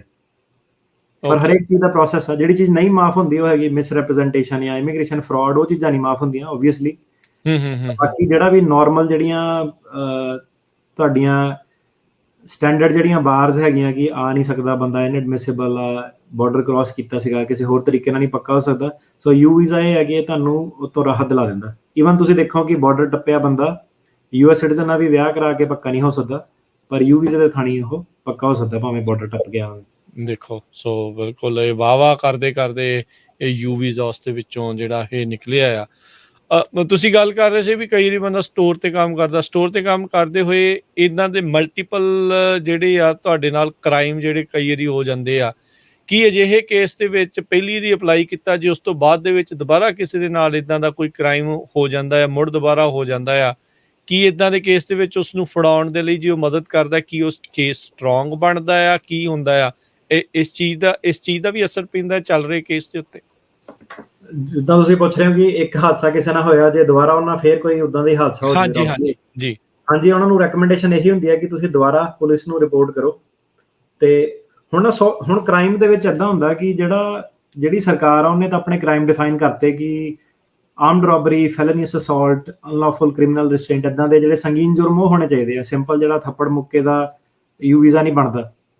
ਸੋ ਕਈ ਕੇਸਾਂ ਦੇ ਵਿੱਚ ਆਪਾਂ ਕੀ ਦੇਖਿਆ ਕਿ ਜਿਹੜੇ ਪੁਰਾਣੇ ਕੇਸ ਸੀਗੇ ਉਹਨਾਂ ਦੇ ਵਿੱਚ ਉਹਨਾਂ ਨੇ ਯੂ ਵੀਜ਼ਾ ਲਾਤਾ ਕਿ ਪੁਲਿਸ ਰਿਪੋਰਟ ਮਿਲ ਗਈ, ਸਾਈਨ ਕਰਤੇ ਉਹਨਾਂ ਨੇ, ਪਰ ਜਦੋਂ ਬੰਦੇ ਨੂੰ ਸਜ਼ਾ ਹੋਈ ਤਾਂ ਕਈ ਵਾਰੀ ਕਹਿ ਲਓ ਕੋਈ ਹੋਮਲੈਸ ਬੰਦਾ ਜਾਂ ਕੋਈ ਹੋਰ ਛੋਟਾ ਮੋਟਾ ਕ੍ਰਿਮੀਨਲ ਆ, ਜਿਹੜਾ ਪ੍ਰੋਸੀਕਿਊਟਰ ਆ ਉਹ ਕਈ ਵਾਰੀ ਚਾਰਜ ਨਹੀਂ ਕਰਨਾ ਚਾਹੁੰਦੇ, ਉਹਨੂੰ ਸਿੰਪਲ ਅਸੌਲਟ ਲਈ, ਬੈਟਰੀ ਲਈ ਕੇਸ ਪਾ ਦਿੰਦੇ ਉੱਤੇ ਤਾਂ ਕਿ ਸੌਖਾ ਜਿਹੜਾ ਮਾਮਲਾ ਰਫਾ ਦਫਾ ਹੋ ਜਾਵੇ। ਸੋ ਆਪਾਂ ਇਹ ਵੀ ਦੇਖਿਆ ਕਿ ਇਮੀਗ੍ਰੇਸ਼ਨ ਵਾਪਸ ਆ ਕੇ ਕਈ ਵਾਰੀ ਕਹਿੰਦੀ ਆ ਕਿ ਇਹ ਤੁਹਾਡਾ ਯੂ ਵੀਜ਼ੇ ਦਾ ਐਲੀਜੀਬਲ ਕ੍ਰਾਈਮ ਨਹੀਂ ਹੈਗਾ। ਸੋ ਸਭ ਤੋਂ ਪਹਿਲੀ ਗੱਲ ਤਾਂ ਇਹ ਹੈ ਕਿ ਜਿਹੜੇ ਤੁਹਾਡੇ ਕ੍ਰਾਈਮ ਆ ਉਹਨੂੰ ਮੇਕ ਸ਼ੋਰ ਕਰਨਾ ਕਿ ਤੁਹਾਨੂੰ ਪਤਾ ਹੋਣਾ ਚਾਹੀਦਾ ਕਿ ਕਿਹੜੇ ਕ੍ਰਾਈਮ ਜਿਹੜੇ ਯੂ ਵੀਜ਼ਾ ਐਲੀਜੀਬਲ ਕ੍ਰਾਈਮ ਆ।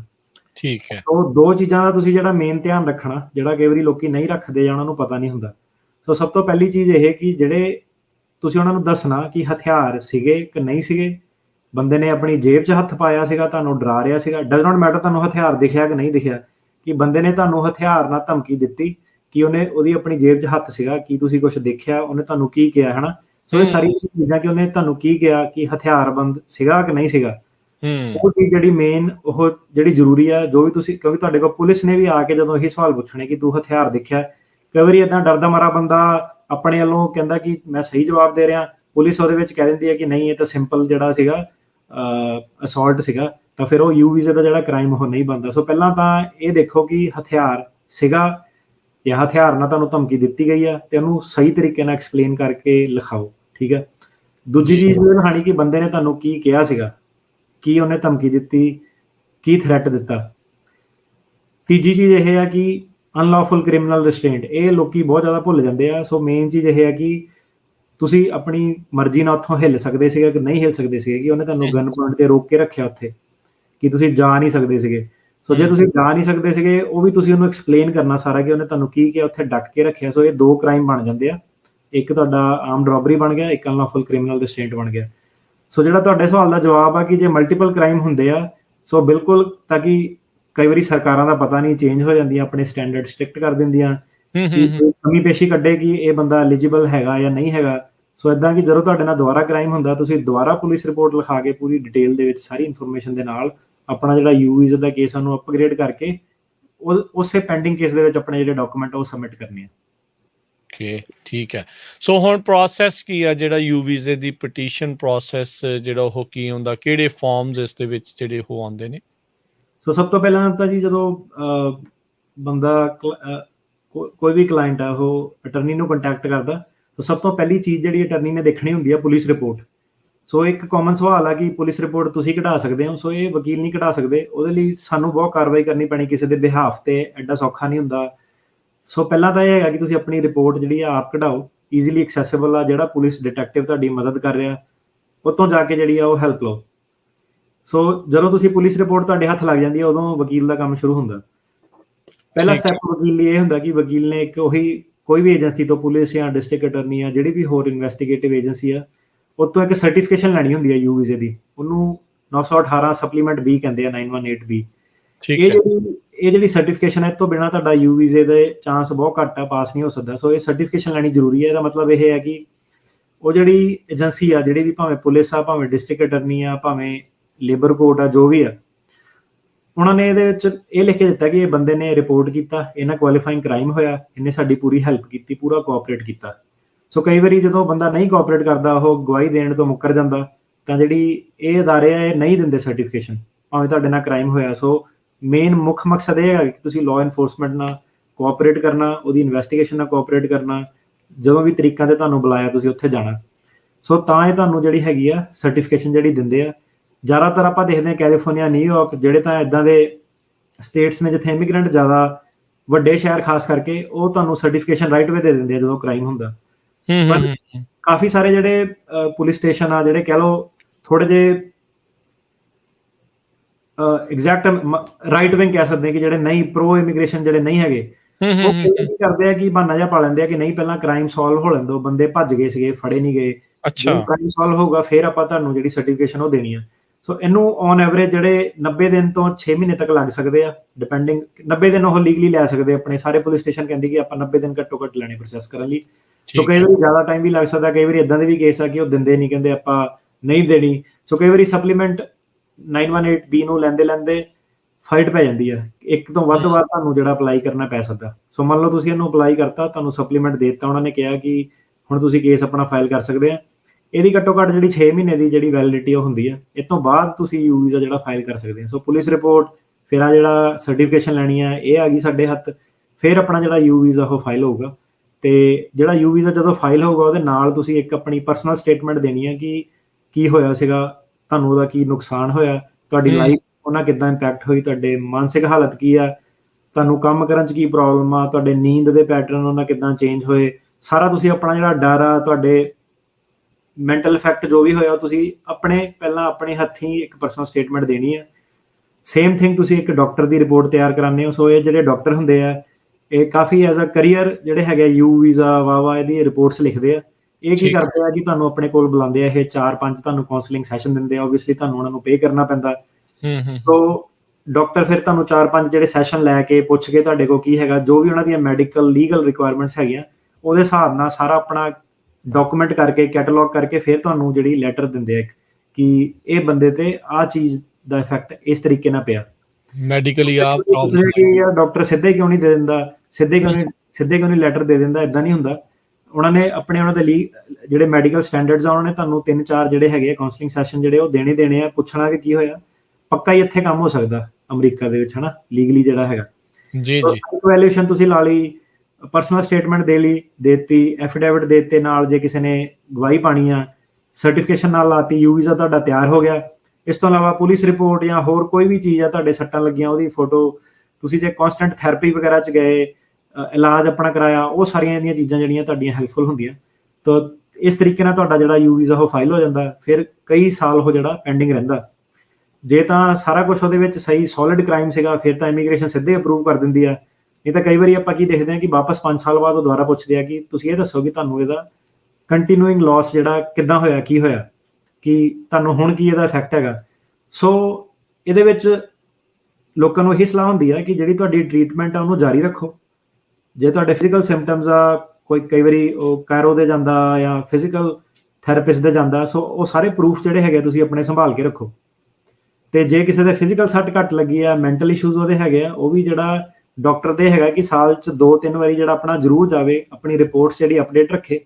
ਤੁਹਾਡੇ ਪੈਸੇ ਜ਼ਰੂਰ ਖਰਚ ਆਉਗੇ, ਪਰ ਇਹ ਹੈ ਕਿ ਜਦੋਂ 5 ਸਾਲ ਬਾਅਦ ਇਮੀਗ੍ਰੇਸ਼ਨ ਵਾਪਸ ਆ ਕੇ ਤੁਹਾਨੂੰ ਪੁੱਛਦੀ ਆ ਕਿ ਤੈਨੂੰ ਕੀ ਪ੍ਰੋਬਲਮ ਆਈਆਂ ਸੀਗੀਆਂ, ਤਾਂ ਸਾਡੇ ਲਈ ਕੰਮ ਉਹ ਬੜਾ ਸੌਖਾ ਹੋ ਜਾਂਦਾ ਕਿ ਸਿੱਧੇ ਜਿਹੜੀ ਡਾਕਟਰ ਦੀ ਤੁਹਾਡੀ ਵਿਜ਼ਿਟ ਹੈਗੀ ਆ, ਉਹਦੀਆਂ ਰਸੀਦਾਂ, ਪਰਚੀਆਂ, ਉਹਦੀ ਅਸੈਸਮੈਂਟ ਜਿਹੜੀ ਹੈਗੀ ਆ, ਉਹ ਆਪਾਂ ਮੈਡੀਕਲ ਐਵੀਡੈਂਸ ਜਿਹੜਾ ਸਬਮਿਟ ਕਰ ਸਕਦੇ ਹਾਂ।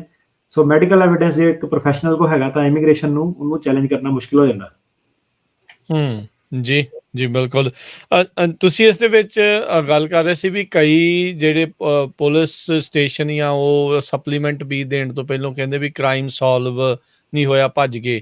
ਕੀ ਯੂ ਵੀਜ਼ਾ ਲੈਣ ਦੇ ਲਈ ਉਹ ਜਿਹੜੇ ਕ੍ਰਾਈਮ ਦਾ ਸੋਲਵ ਹੋਣਾ ਜ਼ਰੂਰੀ ਆ ਜਾਂ ਨਹੀਂ, ਜਾਂ ਸਿਰਫ ਇਹੀ ਦਿਖਾਉਣਾ ਹੁੰਦਾ ਵੀ ਮਤਲਬ ਇਹੀ ਇੱਕ ਕੋਸ਼ਿਸ਼ ਹੋਣੀ ਚਾਹੀਦੀ ਹੈ ਤੁਹਾਡੀ ਵੀ ਮੈਂ ਕ੍ਰਾਈਮ ਸੋਲਵ ਕਰਨ ਦੇ ਵਿੱਚ ਮਦਦ ਕਰ ਰਿਹਾ?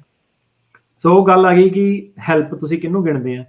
ਸੋ ਕ੍ਰਾਈਮ ਰਿਪੋਰਟ ਕਰਨਾ ਵੀ ਇੱਕ ਆਪਣੇ ਆਪ 'ਚ ਹੈਲਪ ਜਿਹੜੀ ਮੰਨੀ ਜਾਂਦੀ ਆ। ਸੋ ਕਾਫੀ ਸਾਰੇ ਯੂ ਵੀਜ਼ਾ ਇੱਦਾਂ ਵੀ ਸੀਗੇ ਕਿ ਜਿਹੜੇ ਕ੍ਰਾਈਮ ਰਿਪੋਰਟ ਕਰਨ ਤੇ ਜਿਹੜੇ ਉਹਨਾਂ ਨੇ ਸਰਟੀਫਿਕੇਸ਼ਨ ਦੇ ਦਿੱਤੀ, ਉਹ ਆ ਕੇ ਇਹ ਜ਼ਰੂਰ ਚੈੱਕ ਕਰਦੇ ਆ, ਵੀਡੀਓ ਵਗੈਰਾ ਦੇਖਦੇ ਆ। ਕਿਉਂਕਿ ਕਈ ਵਾਰੀ ਇੱਦਾਂ ਹੋ ਰਿਹਾ ਸੀਗਾ ਕਿ ਉਹ ਕਹਿੰਦਾ ਮੈਨੂੰ ਅਣਪਛਾਤੇ ਬੰਦੇ ਕੁੱਟ ਕੇ ਗਲੀ 'ਚ, ਹਨਾ, ਜਦੋਂ ਯੂ ਵੀਜ਼ਾ ਦਾ ਅਬਿਊਜ਼ ਵੀ ਬਹੁਤ ਲੋਕਾਂ ਨੇ ਕੀਤਾ ਕਿ ਫੇਕ ਯੂ ਵੀਜ਼ੇ ਬਹੁਤ ਫਾਈਲ ਕੀਤੇ, ਕਿਸੇ ਨੂੰ ਪੈਸੇ ਦੇ ਦਿੱਤੇ, ਉਹਨੇ ਪੈਸੇ ਦੇ ਕੇ ਉਹਨੇ ਕੁੱਟਤਾ ਉਹਨੂੰ ਆ ਕੇ ਕਿ ਅਣਪਛਾਤੇ ਬੰਦੇ ਸੀਗੇ। ਸੋ ਇਹ ਸੀਗਾ ਕਿ ਹੁਣ ਇਮੀਗ੍ਰੇਸ਼ਨ ਲੋਕੀ ਐਕਸਪਲੋਇਟ ਵੀ ਬਹੁਤ ਕਰਦੇ ਆ, ਸੋ ਫਿਰ ਇਮੀਗ੍ਰੇਸ਼ਨ ਜਿਹੜੀ ਹੈਗੀ ਆ ਉਹਨਾਂ ਨੂੰ ਵੀ ਸਟ੍ਰਿਕਟ ਹੋਣਾ ਪੈਂਦਾ। ਸੋ ਹੁਣ ਜਿਹੜੇ ਪੁਲਿਸ ਵਗੈਰਾ ਵਾਲੇ ਆ ਉਹ ਦੇਖਦੇ ਆ ਕਿ ਜੈਨੂਇਨ ਕ੍ਰਾਈਮ ਸੀਗਾ ਕਿ ਨਹੀਂ ਸੀਗਾ, ਤੇ ਉਹਦੇ ਹਿਸਾਬ ਨਾਲ ਫਿਰ ਉਹ ਡਿਸਾਈਡ ਕਰਦੇ ਆ ਕਿ ਅੱਗੇ ਜਾਣਾ ਕਿ ਨਹੀਂ ਜਾਣਾ। ਜੀ, ਠੀਕ ਹੈ। ਸੋ ਤੁਸੀਂ ਵਿੱਚ ਜ਼ਿਕਰ ਕੀਤਾ ਸੀਗਾ ਵੀ ਜਿਹੜੀਆਂ ਸਰਕਾਰੀ ਐਂਟੀਟੀਜ਼ ਆ ਉਹ ਵੀ ਇਹ ਸਰਟੀਫਾਈ ਕਰ ਸਕਦੇ, ਉਹਨਾਂ ਦੇ ਕੋਲ ਅਥਾਰਟੀ ਹੁੰਦੀਆਂ ਆ? ਕਿਹੜੀਆਂ ਸਰਕਾਰੀ ਐਂਟੀਟੀਜ਼ ਦੇ ਕੋਲ ਸਰਟੀਫਾਈਂਗ ਅਥਾਰਟੀਜ਼ ਹੁੰਦੀਆਂ ਆ ਤੁਹਾਨੂੰ ਇਹ ਜਿਹੜੇ ਫਾਰਮਸ ਆ ਜਾਂ ਇਸ ਚੀਜ਼ ਨੂੰ ਪ੍ਰਮਾਣਿਤ ਕਰਨ ਦੇ ਲਈ, ਸਰਟੀਫਿਕੇਸ਼ਨ ਲੈਣ ਦੇ ਲਈ? ਸੋ ਇਹ ਇੱਦਾਂ ਕਿ ਲੋਕਾਂ ਨੂੰ ਲੱਗਦਾ ਕਿ ਸਿਰਫ ਪੁਲਿਸ ਹੀ ਕਰ ਸਕਦੀ ਆ, ਪਰ ਐਸੀ ਗੱਲ ਨਹੀਂ ਹੈਗੀ। ਪੁਲਿਸ ਤੋਂ ਵੱਧ ਵੀ ਬਹੁਤ ਅਦਾਰੇ ਪਦਾਰੇ ਜਿਹੜੇ ਕਰ ਸਕਦੇ ਆ। ਸੋ ਐਕਚੁਅਲੀ ਇਹਦੇ ਵਿੱਚ ਫੈਡਰਲ, ਸਟੇਟ ਤੇ ਲੋਕਲ ਕੋਈ ਵੀ ਜਿਹੜੀ ਲਾਅ ਇਨਫੋਰਸਮੈਂਟ ਏਜੰਸੀ ਹੈਗੀ ਉਹ ਕਰ ਸਕਦੀ ਆ। ਇਹਦੇ ਵਿੱਚ ਤੁਹਾਡੀ ਪੁਲਿਸ ਆ ਜਾਂਦੀ ਆ, ਇਹਦੇ ਵਿੱਚ ਤੁਹਾਡੇ ਪ੍ਰੋਸੀਕਿਊਟਰ ਜਿਹੜਾ ਡਿਸਟ੍ਰਿਕਟ ਅਟਰਨੀ ਦਾ ਆਫਿਸ ਹੈਗਾ ਉਹ ਕਰ ਸਕਦਾ। ਈਵਨ ਜਿਹੜੇ ਫੈਮਿਲੀ ਕੋਰਟ, ਜਿਹੜੇ ਡੋਮੈਸਟਿਕ ਵਾਇਲੈਂਸ ਵਗੈਰਾ ਵਾਲੇ ਜਿਹੜੇ ਵਿਕਟਿਮ ਹੁੰਦੇ ਆ, ਕਈ ਵਾਰੀ ਉਹ ਕ੍ਰਾਈਮ ਨੂੰ ਰਿਪੋਰਟ ਨਹੀਂ ਕਰਦੇ ਜਦੋਂ ਹੋਇਆ ਹੁੰਦਾ ਉਹਨਾਂ ਨਾਲ, ਤੇ 2-3 ਸਾਲ ਬਾਅਦ ਜਦੋਂ ਹੁਣ ਦੀ ਡਿਵੋਰਸ ਪ੍ਰੋਸੈਸ ਵਗੈਰਾ ਚੱਲਦਾ ਉਦੋਂ ਗੱਲਾਂ ਸਾਹਮਣੇ ਆਉਂਦੀਆਂ। ਤੇ ਉਸ ਕੇਸਿਸ ਦੇ ਵਿੱਚ ਕੀ ਜਿਹੜਾ ਫੈਮਿਲੀ ਜੱਜ ਜੇ ਹੈਗਾ ਉਹਨੇ ਫਾਈਂਡਿੰਗ ਕੀਤੀ ਹੈ, ਈਵਨ ਫੈਮਿਲੀ ਕੋਰਟ ਦਾ ਜਿਹੜਾ ਜੱਜ ਹੈਗਾ ਉਹ ਵੀ ਤੁਹਾਨੂੰ ਸਰਟੀਫਿਕੇਸ਼ਨ ਜਿਹੜੀ ਦੇ ਸਕਦਾ। ਤੇ ਕਈ ਵਾਰੀ ਇਦਾਂ ਵੀ ਹੋਇਆ ਕਿ ਫੈਮਿਲੀ ਕੋਰਟ ਵਾਲੇ ਜੱਜ ਨੂੰ ਸਾਨੂੰ ਸਮਝਾਉਣਾ ਪਿਆ, ਉਹ ਕਹਿੰਦਾ ਆਹ ਕੀ ਚੀਜ਼ ਆ ਗਈ, ਮੈਂ ਤਾਂ ਕਦੀ ਸੁਣਿਆ ਨਹੀਂ ਇਦਾਂ। ਸੋ ਉਹਨੂੰ ਤੁਹਾਨੂੰ ਦੱਸਣਾ ਪੈਂਦਾ ਕਿ ਇਹ ਯੂ ਵੀਜ਼ਾ ਕਿੱਦਾਂ ਦਾ ਹੈਗਾ, ਕਿਉਂਕਿ ਹੁਣ ਤੁਹਾਡੀ ਅਦਾਲਤ ਦੇ ਵਿੱਚ ਇਹ ਕੇਸ ਚੱਲ ਰਿਹਾ ਤੇ ਤੁਸੀਂ ਆਲਰੇਡੀ ਫੈਸਲਾ ਕੀਤਾ ਕਿ ਇਹ ਕੁੜੀ ਨਾਲ ਜਾਂ ਮੁੰਡੇ ਨਾਲ ਧੱਕਾ ਹੋਇਆ, ਤੇ ਤੁਸੀਂ ਜੇ ਇਹਨੂੰ ਸਾਈਨ ਕਰ ਦਿਓ ਤਾਂ ਇਹਦਾ ਜਿਹੜਾ ਗ੍ਰੀਨ ਕਾਰਡ ਉਹ ਵੀ ਬਣ ਸਕਦਾ। ਸੋ ਇਹ ਜੱਜ ਵੀ ਸਾਈਨ ਕਰ ਸਕਦਾ, ਵਕੀਲ ਵੀ ਜਿਹੜੇ ਸਾਈਨ ਕਰ ਸਕਦੇ ਆ। ਜੇ ਤੁਸੀਂ ਸਟੋਰ ਵਗੈਰਾ ਤੇ ਕਿਤੇ ਹੋਰ ਕੰਮ ਕਰਦੇ ਆ, ਤੁਹਾਨੂੰ ਪੈਸੇ ਸਹੀ ਤਰੀਕੇ ਨਾਲ ਨਹੀਂ ਦਿੱਤੇ, ਜਿਹੜਾ ਲੇਬਰ ਡਿਪਾਰਟਮੈਂਟ ਦੀ ਕੰਪਲੇਂਟ ਤੁਸੀਂ ਕਰੋ ਤਾਂ ਡਿਪਾਰਟਮੈਂਟ ਆਫ ਲੇਬਰ ਜਿਹੜਾ ਹੈਗਾ, equal employment opportunity commission, national labour relations board, ਇੱਦਾਂ ਦੇ ਹੋਰ ਜਿਹੜੇ ਵੀ ਲੇਬਰ ਸੰਸਥਾਵਾਂ ਜਿਹੜੀਆਂ ਹੈਗੀਆਂ ਉਹ ਸਾਰੀਆਂ ਜਿਹੜੀਆਂ ਤੁਹਾਨੂੰ ਜਿਹੜਾ ਯੂ ਵੀਜ਼ੇ ਦੀ ਸਰਟੀਫਿਕੇਸ਼ਨ ਉਹ ਦੇ ਸਕਦੀਆਂ। ਓਕੇ, ਸੋ ਮਤਲਬ ਲੋੜੋਂ ਵੱਧ ਜਿੱਦਾਂ ਕੰਮ ਕਰਾਉਣਾ, ਜਿੰਨਾ ਕਿਹਾ ਉਸ ਤੋਂ ਵੱਧ ਕੰਮ ਕਰਾਉਣਾ ਜਾਂ 1.5 ਗੁਣਾ ਜਿਹੜਾ ਉਹ ਨਾ ਦੇਣਾ, ਮਤਲਬ ਉਹ ਲੋਕ ਵੀ ਇਸ ਦੇ ਅੰਡਰ ਆ ਜਾਂਦੇ ਆ। ਉਹ ਚਲੋ ਉਸ ਦੇ ਉੱਤੇ ਵੀ ਆਪਾਂ ਜਿਹੜੀ ਉਹ ਅੱਗੇ ਗੱਲ ਕਰਾਂਗੇ। ਸ਼ੁਰੂਆਤ 'ਚ ਤੁਸੀਂ ਇਸ ਦੇ ਵਿੱਚ ਨਾਲੇ ਗੱਲ ਕੀਤੀ ਸੀ ਵੀ ਜਦੋਂ ਤੁਹਾਡੇ ਨਾਲ ਕ੍ਰਾਈਮ ਹੁੰਦਾ ਆ ਤੇ ਤੁਸੀਂ ਇਹ ਚੀਜ਼ਾਂ ਕਰਨੀਆਂ ਆ, ਕੀ ਉਸ ਟਾਈਮ ਦੇ ਉੱਤੇ ਜਿਸ ਦੇ ਨਾਲ ਜਿਹੜਾ ਪੀੜਤ ਆ, ਵਿਕਟਮ ਆ, ਕੀ ਉਸਨੂੰ ਕ੍ਰਿਮੀਨਲ ਅਟਰਨੀ ਤੇ ਇਮੀਗ੍ਰੇਸ਼ਨ ਅਟਰਨੀ ਦੋਨਾਂ ਦੇ ਨਾਲ ਕੰਮ ਕਰਨਾ ਪੈਂਦਾ ਹੈ ਜਾਂ ਇੱਕੋ ਹੀ ਇਹ ਦੋਨੋਂ ਚੀਜ਼ਾਂ ਕਰ ਸਕਦਾ ਹੈ? ਅਮਰੀਕਾ 'ਚ ਜਿਹੜਾ ਅਮਰੀਕਾ ਦਾ ਸਿਸਟਮ ਜਿਹੜਾ ਉਹ ਡਿਫਰੈਂਟ ਆ। ਹੁਣ ਇੰਡੀਆ 'ਚ ਕੀ ਆ ਕਿ ਜਦੋਂ ਬੰਦਾ ਕਿਸੇ ਤੇ ਕੇਸ ਕਰਦਾ ਉਦੋਂ ਵੀ ਉਹ ਵਕੀਲ ਦੀ ਹੈਲਪ ਦੇ ਨਾਲ ਕਰਦਾ। ਸੋ ਅਮਰੀਕਾ ਦਾ ਸਿਸਟਮ ਇਹ ਹੈਗਾ ਕਿ ਜਦੋਂ ਤੁਸੀਂ ਕੇਸ ਕਰਨਾ ਕਿਸੇ ਦੇ ਉੱਤੇ, ਕ੍ਰਿਮੀਨਲ ਕੇਸ ਜਿਹੜਾ ਹੈਗਾ, ਉਹ ਪ੍ਰੋਸੀਕਿਊਟਰ ਦੇ ਹੱਥ ਪਾਵਰ ਆ, ਉਹਨਾਂ ਦੀ ਮਰਜ਼ੀ ਆ ਕਿ ਕੇਸ ਕਰਨਾ ਕਿ ਨਹੀਂ ਕਰਨਾ। ਉਹਨਾਂ ਕੋਲ ਹੋਰ ਬੜੇ ਮਸਲੇ ਜਿਹੜੇ ਹੈਗੇ ਆ, ਸੋ ਉਹਨਾਂ ਨੇ ਆਪਣਾ ਜਿਹੜਾ ਸ਼ਹਿਰ ਆ, ਆਪਣੇ ਰਿਸੋਰਸਿਸ ਦੇ ਹਿਸਾਬ ਨਾਲ ਉਹ ਪ੍ਰੋਟੈਕਟ ਕਰਨਾ ਹੁੰਦਾ। ਸੋ ਸਿਰਫ ਜਿਹੜਾ ਇੱਕ ਪ੍ਰੋਸੀਕਿਊਟਰ ਆ ਉਹ ਪਹਿਲਾਂ ਡਿਸਾਈਡ ਕਰਦਾ ਕਿ ਉਹਨੇ ਕੇਸ ਫਾਈਲ ਕਰਨਾ, ਚਾਰਜਸ ਲਾਣੇ ਕਿ ਨਹੀਂ ਲਾਣੇ। ਸੋ ਇਹਦੇ ਵਿੱਚ ਤੁਹਾਨੂੰ ਜਿਹੜਾ ਕ੍ਰਿਮੀਨਲ ਲਾਇਰ ਹਾਇਰ ਕਰਨ ਦੀ ਲੋੜ ਨਹੀਂ ਪੈਂਦੀ ਜਦੋਂ ਤੁਸੀਂ ਕਿਸੇ ਤੇ ਕੇਸ ਕਰਨਾ। ਸੋ ਸਿਸਟਮ ਕਾਫੀ ਫੇਅਰ ਆ। ਤੁਸੀਂ ਪੁਲਿਸ ਨੂੰ ਪਹਿਲਾਂ ਕਾਲ ਕਰਨੀ, ਉਹਨਾਂ ਨੇ ਪੂਰੀ ਆ ਕੇ ਤੁਹਾਡੀ ਰਿਪੋਰਟ ਬਣਾਉਣੀ। ਲਾਜ਼ ਇੱਥੇ ਕਾਫੀ ਸਟ੍ਰਿਕਟ ਨੇ, ਉਹਨਾਂ ਨੇ ਪਹਿਲਾਂ ਹੀ ਪੁਲਿਸ ਨੂੰ ਦੱਸਿਆ ਹੋਇਆ ਕਿ ਤੁਸੀਂ ਅੱਗੇ ਕਿੱਦਾਂ ਰਿਪੋਰਟ ਫਾਈਲ ਕਰਨੀ ਆ, ਕਿਹੜੇ ਕੇਸ ਇਨਟੇਕ ਕਰਨੇ ਆ, ਨਹੀਂ ਕਰਨੇ ਆ। ਤਾਂ ਤੁਹਾਨੂੰ ਕ੍ਰਿਮੀਨਲ ਲਾਇਰ ਦਾ ਨਹੀਂ ਕਰਨਾ ਪੈਂਦਾ। ਸੋ ਸਭ ਤੋਂ ਪਹਿਲਾ ਸਟੈਪ ਇਹੀ ਹੈ ਕਿ ਤੁਸੀਂ ਲਾਅ ਇਨਫੋਰਸਮੈਂਟ ਨੂੰ, ਪੁਲਿਸ ਨੂੰ ਜਿਹੜਾ ਉਹ ਕਾਲ ਕਰਨਾ ਜੇ ਤੁਹਾਡੇ ਨਾਲ ਕੋਈ ਫਿਜ਼ੀਕਲ ਕ੍ਰਾਈਮ ਜਿਹੜਾ ਇਦਾਂ ਦਾ ਹੋਇਆ। ਜੇ ਤੁਹਾਡੇ ਨਾਲ ਇੰਪਲੋਇਮੈਂਟ ਵਾਲਾ ਵੇਜ ਥੈਫਟ ਵਗੈਰਾ ਇਦਾਂ ਦੀ ਚੀਜ਼ ਹੋਈ, ਫਿਰ ਤੁਹਾਨੂੰ ਲੇਬਰ ਡਿਪਾਰਟਮੈਂਟ ਨੂੰ, ਉਸ ਕੇਸ ਦੇ ਵਿੱਚ ਤੁਹਾਨੂੰ ਜਿਹੜਾ ਇਮੀਗ੍ਰੇਸ਼ਨ ਅਟਰਨੀ ਨੂੰ ਕੰਟੈਕਟ ਕਰਨਾ ਪੈਣਾ ਸਿੱਧੇ। ਠੀਕ ਹੈ। ਸੋ ਸਰਟੀਫਾਈਂਗ ਅਥਾਰਟੀ ਦੀ ਤੁਸੀਂ ਗੱਲ ਕਰ ਰਹੇ ਆ ਤੇ ਪਹਿਲਾਂ ਵੀ ਆਈ ਥਿੰਕ ਤੁਸੀਂ ਵਿੱਚ ਗੱਲ ਕੀਤੀ ਸੀ, ਕੀ ਇਹ ਹਮੇਸ਼ਾ ਹੀ ਤੁਹਾਨੂੰ ਲੈਟਰ ਦੇ ਵੀ ਦਿੰਦੇ ਆ ਜਾਂ ਨਾ ਵੀ ਕਰ ਸਕਦੇ ਆ ਤੁਹਾਨੂੰ ਦੇਣ ਤੋਂ? ਨਹੀਂ, ਇਹ ਬਿਲਕੁਲ ਨਾ ਵੀ ਕਰ ਸਕਦੇ ਆ, ਕਿਉਂਕਿ ਰਿਲੇਟਿਵਲੀ ਅਜੇ ਵੀ ਨਿਊ ਵੀਜ਼ਾ ਹੈ ਨਾ। ਹੁਣ ਅਮਰੀਕਾ 'ਚ ਤੁਸੀਂ ਦੇਖੋ ਕਈ ਵਾਰੀ ਗੱਲ ਕਰੋ ਤਾਂ ਲੋਕਾਂ ਨੂੰ ਵੀਜ਼ੇ ਦਾ ਨਹੀਂ ਪਤਾ ਹੁੰਦਾ ਕਿ ਲੋਕੀ ਵੀਜ਼ੇ ਤੇ ਵੀ ਆਉਂਦੇ ਆ, ਹੈ ਨਾ। ਸੋ ਕਾਫੀ ਸਾਰੇ ਜਿਹੜੇ ਲੋਕ ਆ ਉਹਨਾਂ ਨੂੰ ਯੂ ਵੀਜ਼ਾ ਦਾ ਪਤਾ ਨਹੀਂ ਆ, ਤੇ ਉਹਨਾਂ ਨੂੰ ਤੁਹਾਨੂੰ ਦੱਸਣਾ ਪੈਂਦਾ, ਐਕਸਪਲੇਨ ਕਰਨਾ ਪੈਂਦਾ। ਤੇ ਜਦੋਂ ਤੁਸੀਂ ਐਕਸਪਲੇਨ ਕਰਦੇ ਆ ਫਿਰ ਉਹ ਕਹਿੰਦੇ ਕਿ ਕੋਈ ਨਹੀਂ, ਆਪਾਂ ਆਪਣੇ ਸੁਪਰਵਾਈਜ਼ਰ ਤੋਂ ਪੁੱਛ ਕੇ ਦੱਸਾਂਗੇ। ਤੇ ਕਈ ਵਾਰੀ ਸਿੱਧੇ ਮਿਲ ਜਾਂਦੀ ਹੈ, ਕਈ ਵਾਰੀ ਨਹੀਂ ਵੀ ਮਿਲਦੀ, ਉਹ ਮਨਾ ਵੀ ਕਰ ਦਿੰਦੇ ਆ। Domestic violence the for example ਜੇ ਗੱਲ ਕਰੀਏ ਤਾਂ ਪੁਲਿਸ ਕਹੂਗੀ ਕਿ ਨਹੀਂ, ਸਾਨੂੰ ਕੋਈ ਕੰਪਲੇਂਟ ਨਹੀਂ ਕੀਤੀ ਸੀਗੀ ਉਦੋਂ, ਆਪਾਂ ਨਹੀਂ ਇਹਨੂੰ ਕਰ ਸਕਦੇ। ਸੋ ਉਸ ਕੇਸ ਦੇ ਵਿੱਚ ਕੀ ਹੈਗਾ ਕਿ ਤੁਹਾਨੂੰ ਫੈਮਿਲੀ ਕੋਰਟ ਦੇ ਕੋਲ ਜਾ ਕੇ ਇਹ ਜਿਹੜੀ ਲੈਟਰ ਆ ਉਹ ਲੈਣੀ ਪੈਂਦੀ ਆ। ਸੋ ਬਿਲਕੁਲ ਹਾਂਜੀ, ਮਨਾ ਵੀ ਕੀਤਾ ਜਾ ਸਕਦਾ ਹੈਗਾ। ਸੋ ਇਹ ਹੈ ਕਿ ਜਿੰਨੀ ਛੇਤੀ ਤੋਂ ਛੇਤੀ ਤੁਸੀਂ ਆਪਣੀ ਜਿਹੜੀ ਇਨਵੈਸਟੀਗੇਟਰ ਆ, ਤੁਹਾਡਾ ਡਿਟੈਕਟਿਵ ਆ ਜਾਂ ਪੁਲਿਸ ਆ, ਉਹਨਾਂ ਆਪਣਾ ਪਹਿਲੂ ਤੁਸੀਂ ਸਾਹਮਣੇ ਰੱਖਣਾ ਕਿ ਬਈ ਮੈਂ ਵੀਜ਼ੇ ਤੇ ਆ, ਮੈਨੂੰ ਆਹ ਚੀਜ਼ ਦੀ ਲੋੜ ਆ, ਤੁਸੀਂ ਮੇਰੀ ਹੈਲਪ ਕਰੋਗੇ ਕਿ ਨਹੀਂ ਕਰੋਗੇ। ਸੋ ਕਈ ਵਾਰੀ ਇੱਦਾਂ ਕਿ ਡਿਟੈਕਟਿਵ ਵਗੈਰਾ, ਕਈ ਕਲਾਇੰਟ ਸਾਡੇ ਇੱਦਾਂ ਦੇ ਵੀ ਆ ਕਿ ਡਿਟੈਕਟਿਵ ਨੇ ਉਹਨਾਂ ਨੂੰ ਆਪਣਾ ਕਾਰਡ ਜਾਂ ਈਮੇਲ ਦਿੱਤੀ ਸੀ ਕਿ ਜੇ ਕੋਈ ਵੀ ਪ੍ਰੋਬਲਮ ਹੁੰਦੀ ਆ, ਕਿਉਂਕਿ ਉਹਨਾਂ ਨੇ ਕ੍ਰਾਈਮ ਸੋਲਵ ਕਰਨਾ, ਕਹਿੰਦੇ ਕਿ ਜੇ ਕੋਈ ਵੀ ਪ੍ਰੋਬਲਮ ਹੁੰਦੀ ਆ ਤੁਸੀਂ ਸਾਨੂੰ ਸਿੱਧੇ ਡਾਇਰੈਕਟ ਕੰਟੈਕਟ ਕਰਨਾ, ਤੇ ਉਹ ਜਿਹੜੇ ਡਿਟੈਕਟਿਵ ਸੀਗੇ ਅੱਗੋਂ ਉਹਨਾਂ ਨੇ ਜਿਹੜੀ ਚੀਜ਼ ਸਾਨੂੰ 6 ਮਹੀਨੇ 'ਚ ਮਿਲਣੀ ਸੀਗੀ ਉਹਨਾਂ ਨੇ 10-15 ਦਿਨਾਂ ਦੇ ਵਿੱਚ ਵੀ ਲੈ ਕੇ ਜਿਹੜੀ ਦਿੱਤੀ ਹੋਈ ਹੈ। ਠੀਕ ਹੈ। ਸੋ ਹੁਣ ਬਾਟਮ ਲਾਈਨ ਇਸ ਦੇ ਵਿੱਚ ਆਈਏ ਵੀ ਕਿਹੜੀ ਚੀਜ਼ ਜਿਹੜਾ ਪੀੜਤ ਆ ਵਿਕਟਮ ਉਹ ਕਰਦਾ ਆ ਵੀ ਜਿਸ ਨੂੰ ਇਹ ਹੈਲਪ ਮੰਨਦੇ ਆ ਇਨਵੈਸਟੀਗੇਸ਼ਨ ਜਾਂ ਪ੍ਰੋਸੀਕਿਊਸ਼ਨ ਦੇ ਵਿੱਚ ਕਹਿੰਦੇ ਆ ਵੀ ਹਾਂ ਇਸ ਬੰਦੇ ਨੇ ਸਾਡੀ ਮਦਦ ਕੀਤੀ ਆ ਤੇ ਜਿਸ ਕਰਕੇ ਉਹ ਹੱਕਦਾਰ ਹੁੰਦਾ ਆ। ਸੋ ਕੀ ਵਾਟ ਕਨਸਟੀਟਿਊਟਸ ਹੈਲਪ ਵੀ ਉਹ ਹੈਲਪ ਦਾ ਕੀ ਇਹ ਡਿਫਾਈਨ ਕਰਦੇ ਆ? ਸੋ ਲੀਗਲੀ ਤਾਂ ਸੱਚਣਾ ਨੇ ਕੋਈ ਵੀ ਡੈਫੀਨੇਸ਼ਨ ਨਹੀਂ ਦਿੱਤੀ, ਪਰ ਕਿਸੇ ਵੀ ਕਿਸਮ ਦੀ ਇਨਵੈਸਟੀਗੇਸ਼ਨ ਦੇ ਵਿੱਚ ਜੇ ਤੁਸੀਂ ਹੈਲਪ ਕਰਦੇ ਆ, ਪ੍ਰੋਸੀਕਿਊਸ਼ਨ ਮਤਲਬ ਕਿ ਸਜ਼ਾ ਦਿਵਾਉਣ ਦੇ ਵਿੱਚ ਤੁਸੀਂ ਜੇ ਹੈਲਪ ਕਰਦੇ ਆ, ਜਾਂ ਈਵਨ ਕ੍ਰਾਈਮ ਡਿਟੈਕਟ ਕਿ ਮਤਲਬ ਜਿਹੜਾ ਡਿਟੈਕਟ ਨਹੀਂ ਹੋ ਸਕਦਾ ਸੀਗਾ ਪਰ ਤੁਸੀਂ ਰੌਲਾ ਪਾਇਆ ਵਿਸਲ ਬਲੋਅਰ, ਤੁਸੀਂ ਦੱਸਿਆ ਕਿ ਆਹ ਮਾਲਕ ਮੇਰੇ ਪੈਸੇ ਮਾਰਦਾ ਜਾਂ ਆਹ ਬਾਕੀ ਲੇਬਰਾਂ ਨਾਲ ਇਦਾਂ ਕਰਦਾ ਹੈ ਨਾ। ਤੇ ਕਾਫੀ ਸਾਰੇ ਜਿੱਦਾਂ ਮੀਟ ਫੈਕਟਰੀ ਵਾਲੇ ਵਰਕਰ ਸੀਗੇ ਉਹਨਾਂ ਦੇ ਕੇਸ, ਹੋਰ ਕਾਫੀ ਐਗਰੀਕਲਚਰ ਵਰਕਰ ਵਾਲੇ ਕੇਸ, ਲਿਕਰ ਸਟੋਰਾਂ ਵਾਲੇ ਜਿਹੜੇ ਕੇਸ ਆ, ਤਾਂ ਕਾਫੀ ਕੇਸ ਜਿਹੜੇ ਆ ਜਾਂਦੇ ਆ ਕਿਉਂਕਿ ਲੇਬਰ ਲਾਅ ਦੀ ਵਾਇਲੇਸ਼ਨ ਜਿਹੜੀ ਆ ਹੁੰਦੀ ਰਹਿੰਦੀ ਆ। ਤੇ ਕਈ ਤਾਂ ਇਦਾਂ ਦੇ ਵੀ ਜਿਹੜੇ ਕੇਸ ਆ ਉਹ ਕਹਿੰਦੇ ਕਿ ਮੈਨੂੰ ਮਾਲਕ ਨੇ ਮਾਰਿਆ ਕੁੱਟਿਆ ਹੈ ਨਾ। ਅਮਰੀਕਾ 'ਚ ਵੀ ਹੈਰਾਨੀ ਹੁੰਦੀ ਕਈ ਵਾਰੀ ਸੁਣ ਕੇ, ਉਹ ਕਹਿੰਦੇ ਕਿ ਮੈਨੂੰ ਮਾਰਿਆ ਕੁੱਟਿਆ ਸੀਗਾ। ਇਹ ਰੀਸੈਂਟ ਮੈਂ ਤੁਹਾਨੂੰ ਗੱਲ ਦੱਸ ਰਿਹਾ ਕਿ ਇਦਾਂ ਦੇ ਕੇਸ ਆਪਣੇ ਕੋਲ ਆਉਂਦੇ ਆ ਕਿ ਉਹ ਕਹਿੰਦਾ ਕਿ ਇਦਾਂ ਮੇਰੇ ਪੈਸੇ ਨਹੀਂ ਦਿੱਤੇ, ਫਿਰ ਮੈਨੂੰ ਗਾਲਾਂ ਕੱਢੀਆਂ, ਉਹਨੇ ਕਿਹਾ ਜੋ ਕਰਨਾ ਕਰ ਲਾ, ਮੈਂ ਨਹੀਂ ਡਰਦਾ ਕਿਸੇ ਤੋਂ, ਹੈ ਨਾ। ਉਹ ਤਾਂ ਫਿਰ ਚਲੋ ਦੇਖਦੇ ਆ ਕੌਣ ਕਦੋਂ ਕਿਤੋਂ ਡਰਦਾ ਵਾ। ਜੇ ਕਿਸੇ ਨਾਲ ਧੱਕਾ ਹੋਇਆ ਤਾਂ ਇਦਾਂ ਕਿ ਤੁਹਾਨੂੰ ਡਰਨ ਦੀ ਲੋੜ ਨਹੀਂ ਹੈਗੀ, ਲਾਅ ਜਿਹੜਾ ਤੁਹਾਡੀ ਪ੍ਰੋਟੈਕਟ ਕਰੂਗਾ। ਇਦਾਂ ਦੇ ਕੇਸ ਆਏ, ਉਹ ਕਹਿੰਦਾ ਮੈਂ ਛੁੱਟੀ ਨਹੀਂ ਦੇਣੀ ਤੈਨੂੰ, ਕੰਮ ਕਰੀ ਗਿਆ 7 ਦਿਨ ਹੀ, ਫਿਰ ਉਹਨੇ ਜਾਣਾ ਸੀਗਾ, ਉਹਨੂੰ ਲਾਰੇ ਜਿੱਦਾਂ ਲਾ ਕੇ ਰੱਖੇ, ਨਹੀਂ ਮੈਂ ਤੈਨੂੰ ਜਿਹੜੀ ਛੁੱਟੀ ਨਹੀਂ ਦੇਣੀ, 7 ਦਿਨ ਜਿਹੜਾ ਕੰਮ ਕਰਾਇਆ। ਸੋ ਇਦਾਂ ਕਿ ਇਸ ਚੀਜ਼ ਦੇ ਉੱਤੇ ਵੀ ਜਿਹੜੇ ਲਾਅ ਜਿਹੜੇ ਹੈਗੇ ਆ, ਕਦੋਂ ਤੁਹਾਨੂੰ ਕਿੱਦਾਂ ਦਾ ਰੇਟ ਮਿਲਣਾ, ਓਵਰ ਟਾਈਮ ਕੀ ਆ, ਤਾਂ ਇਹ ਤੁਹਾਡੇ ਮਾਲਕ ਦੀ ਮਰਜ਼ੀ ਨਹੀਂ ਹੁੰਦੀ। ਸੋ ਅਮਰੀਕਾ ਨੇ ਆਪਣਾ ਲਾਅ ਬਣਾਇਆ ਕਿ ਆਹ ਲਾਅ ਦੇ ਹਿਸਾਬ ਨਾਲ ਤੁਸੀਂ ਚੱਲਣਾ, ਇਹ ਤੋਂ ਵੱਧ ਭਾਵੇਂ ਤੁਹਾਨੂੰ ਆਪਣਾ ਕੰਮ ਬੰਦ ਕਰਨਾ ਪਵੇ ਤਾਂ ਬੰਦ ਕਰਨਾ ਪਵੇ, ਤੁਸੀਂ ਲੇਬਰ ਲਾਅ ਦੀ ਵਾਇਲੇਸ਼ਨ ਨਹੀਂ ਕਰ ਸਕਦੇ। ਛੁੱਟੀ ਜਿਹੜੀ ਹੈਗੀ ਆ ਪੂਰੇ ਦਿਨ ਦੇ ਵਿੱਚ ਕਿੰਨੀਆਂ ਰੈਸਟ ਬ੍ਰੇਕਸ ਕਿੰਨੀਆਂ ਦੇਣੀਆਂ, 15 ਮਿੰਟ ਵਾਲੀਆਂ ਕਿੰਨੀਆਂ ਬ੍ਰੇਕ ਦੇਣੀਆਂ, ਲੰਚ ਬ੍ਰੇਕ ਇਸ ਹਿਸਾਬ ਨਾਲ ਦੇਣੀ ਹੈ। ਸੋ ਜਿਹੜੀਆਂ ਇੱਦਾਂ ਦੀਆਂ ਜੇ ਕੋਈ ਵੀ ਵਾਇਲੇਸ਼ਨ ਜਿਹੜੀਆਂ ਹੋ ਰਹੀਆਂ ਤੁਸੀਂ ਰਿਪੋਰਟ ਕਰ ਸਕਦੇ ਆ, ਅਤੇ ਉਹਦੇ ਬੇਸ 'ਤੇ ਜਿਹੜਾ ਤੁਹਾਡਾ ਡਿਟੈਕਸ਼ਨ, ਕ੍ਰਾਈਮ ਡਿਟੈਕਸ਼ਨ ਦੇ ਵਿੱਚ ਹੈਲਪ ਹੁੰਦੀ ਆ, ਉਹਦੇ ਬੇਸ 'ਤੇ ਤੁਹਾਡਾ ਜਿਹੜਾ ਯੂ ਵੀਜ਼ਾ ਉਹ ਬਣ ਸਕਦਾ। ਇਨਵੈਸਟੀਗੇਸ਼ਨ ਦੇ ਵਿੱਚ ਤੁਹਾਡਾ ਯੂ ਵੀਜ਼ਾ ਜਿਹੜਾ ਬਣ ਸਕਦਾ, ਪ੍ਰੋਸੀਕਿਊਸ਼ਨ, ਕਨਵਿਕਸ਼ਨ, ਸੈਂਟੈਂਸਿੰਗ। ਸੋ ਮੁੱਖ ਦੀ ਗੱਲ ਇਹਦੇ ਵਿੱਚ ਇਹ ਆ ਗਈ ਕਿ ਤੁਸੀਂ ਪੁਲਿਸ ਨੂੰ ਕਾਲ ਕੀਤਾ, ਜਦੋਂ ਤੁਸੀਂ ਪੁਲਿਸ ਨੂੰ ਕਾਲ ਕੀਤਾ ਤੁਸੀਂ ਪੁਲਿਸ ਨੂੰ ਕੀ ਦੱਸਿਆ, ਕਿਸ ਤਰੀਕੇ ਨਾਲ ਪੁਲਿਸ ਦੀ ਮਦਦ ਕੀਤੀ, ਕੀ ਤੁਸੀਂ ਪੁਲਿਸ ਦੇ ਸਾਰੇ ਜਵਾਬ ਦਿੱਤੇ, ਤੁਸੀਂ ਉਹਨਾਂ ਨੂੰ ਫੋਟੋਆਂ ਕੰਮ ਦੀਆਂ, ਆਪਣੇ ਪ੍ਰੈਮਿਸਿਸ ਦੀਆਂ ਜਿੱਥੇ ਤੋੜ ਭੰਨ ਹੋਈ ਆ ਉਹ ਲੈਣ ਦੀ ਇਜਾਜ਼ਤ ਦਿੱਤੀ ਨਹੀਂ ਦਿੱਤੀ, ਪੁਲਿਸ ਨੂੰ ਤੁਸੀਂ ਇਹ ਦੱਸਿਆ ਕਿ ਕਿੰਨੇ ਕ੍ਰਾਈਮ ਕੀਤਾ, ਤੇ ਕੀ ਤੁਸੀਂ ਪ੍ਰੋਸੀਕਿਊਟਰ ਜਿਹੜਾ ਸੀਗਾ ਉਹਨਾਂ ਗੱਲਬਾਤ ਕੀਤੀ, ਜਦੋਂ ਤੁਹਾਨੂੰ ਕੋਰਟ ਦੇ ਸਮਨ ਵਗੈਰਾ ਆਏ ਕੀ ਤੁਸੀਂ ਜਾ ਕੇ ਉੱਥੇ ਪੇਸ਼ ਹੋਏ, ਤੁਸੀਂ ਆਪਣੇ ਆਪ ਨੂੰ ਪ੍ਰੈਜ਼ੈਂਟ ਕੀਤਾ। ਸੋ ਜੇ ਤੁਸੀਂ ਬਿਲਕੁਲ ਐਂਡ ਤੱਕ ਉਹਨਾਂ ਨਾਲ ਪੂਰਾ ਫੁੱਲੀ ਕੋਆਪਰੇਟ ਕੀਤਾ ਤਾਂ ਤੁਸੀਂ ਯੂ ਵੀਜ਼ੇ ਲਈ ਫੁੱਲੀ ਐਲੀਜੀਬਲ ਹੋ।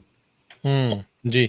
ਤੇ ਹੁਣ ਇਹ ਵੀ ਇਸ ਦੇ ਵਿੱਚ ਗੱਲ ਕਰੀਏ ਵੀ ਕਿਹੜੀਆਂ ਚੀਜ਼ਾਂ, ਕਿਹੜੀਆਂ ਕ੍ਰਿਮੀਨਲ ਐਕਟੀਵਿਟੀਜ਼ ਆ ਉਹ ਕੁਆਲੀਫਾਈ ਕਰਦੀਆਂ ਵੀ ਯੂ ਵੀਜ਼ੇ ਦੇ ਅੰਡਰ ਬੇਸਿਕਲੀ ਆਉਂਦੀਆਂ ਆ, ਕਿਹੜੇ ਉਹ ਸੰਗੀਨ ਜੁਰਮ ਮੰਨੇ ਜਾਂਦੇ ਆ ਜਿਹਦੇ ਕਰਕੇ ਯੂ ਵੀਜ਼ਾ ਜਿਹੜਾ ਆ ਉਹ ਮਿਲ ਸਕਦਾ। ਸੋ ਸੇਮ ਥਿੰਗ ਇਹਦੇ ਵਿੱਚ ਵੀ ਭਾਵੇਂ ਫੈਡਰਲ ਲੈਵਲ ਦਾ ਕ੍ਰਾਈਮ ਹੋਇਆ, ਸਟੇਟ ਦਾ ਜਾਂ ਲੋਕਲ, ਕੋਈ ਵੀ ਜਿਹੜੀ ਕ੍ਰਿਮੀਨਲ ਵਾਇਲੇਸ਼ਨਸ ਹੈਗੀਆਂ ਉਹ ਸਾਰੀਆਂ ਜਿਹੜੀਆਂ ਇਹਦੇ ਵਿੱਚ ਆ ਜਾਂਦੀਆਂ।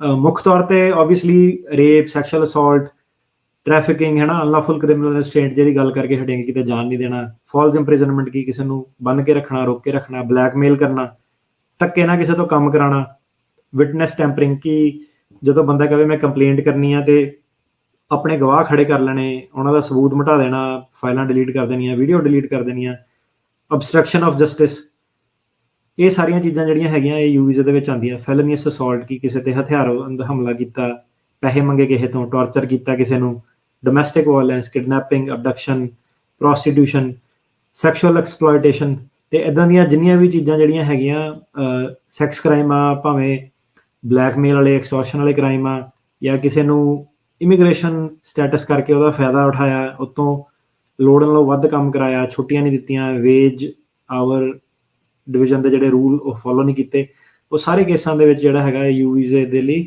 Criminal as a criminal activity ਉਹ ਸਾਰੇ ਜਿਹੜੇ ਕ੍ਰਾਈਮ ਕੁਆਲੀਫਾਈ ਹੋ ਜਾਂਦੇ ਆ। ਠੀਕ ਹੈ। ਤੇ ਜਿਹੜਾ ਅਪਲਾਈ ਕਰਦਾ ਹੈ, ਕਿਹੜਾ ਬੰਦਾ ਬੇਸਿਕਲੀ ਅਪਲਾਈ ਕਰ ਸਕਦਾ ਯੂ ਵੀਜ਼ੇ ਦੇ ਲਈ? ਵਾਟ ਟਾਈਪ ਆਫ ਪਰਸਨ? ਕੋਈ ਵੀ ਅਪਲਾਈ ਕਰ ਸਕਦਾ, ਜਿੱਦਾਂ ਦੱਸਿਆ ਕਿ ਇਹ ਲਈ ਮੈਟਰ ਨਹੀਂ ਕਰਦਾ ਕਿ ਤੁਹਾਡੇ ਪੇਪਰ ਖਤਮ ਹੋ ਗਏ ਆ, ਤੁਹਾਡਾ ਕਿਹੜਾ ਸਟੇਟਸ ਹੈਗਾ, ਕੀ ਤੁਹਾਡੀ ਇਨਐਡਮਿਸਿਬਿਲਿਟੀ ਹੈ। ਸੋ ਕੋਈ ਵੀ ਬੰਦਾ ਜਿਹੜਾ ਹੈਗਾ ਉਹ ਜਿਹਦੇ ਨਾਲ ਕ੍ਰਾਈਮ ਹੋਇਆ ਉਹ ਕੁਆਲੀਫਾਈ ਕਰਦਾ ਯੂ ਵੀਜ਼ਾ ਅਪਲਾਈ ਕਰਨ ਲਈ। ਸੋ ਕੋਈ ਬਾਰ ਨਹੀਂ ਹੈਗੀ। ਜੀ।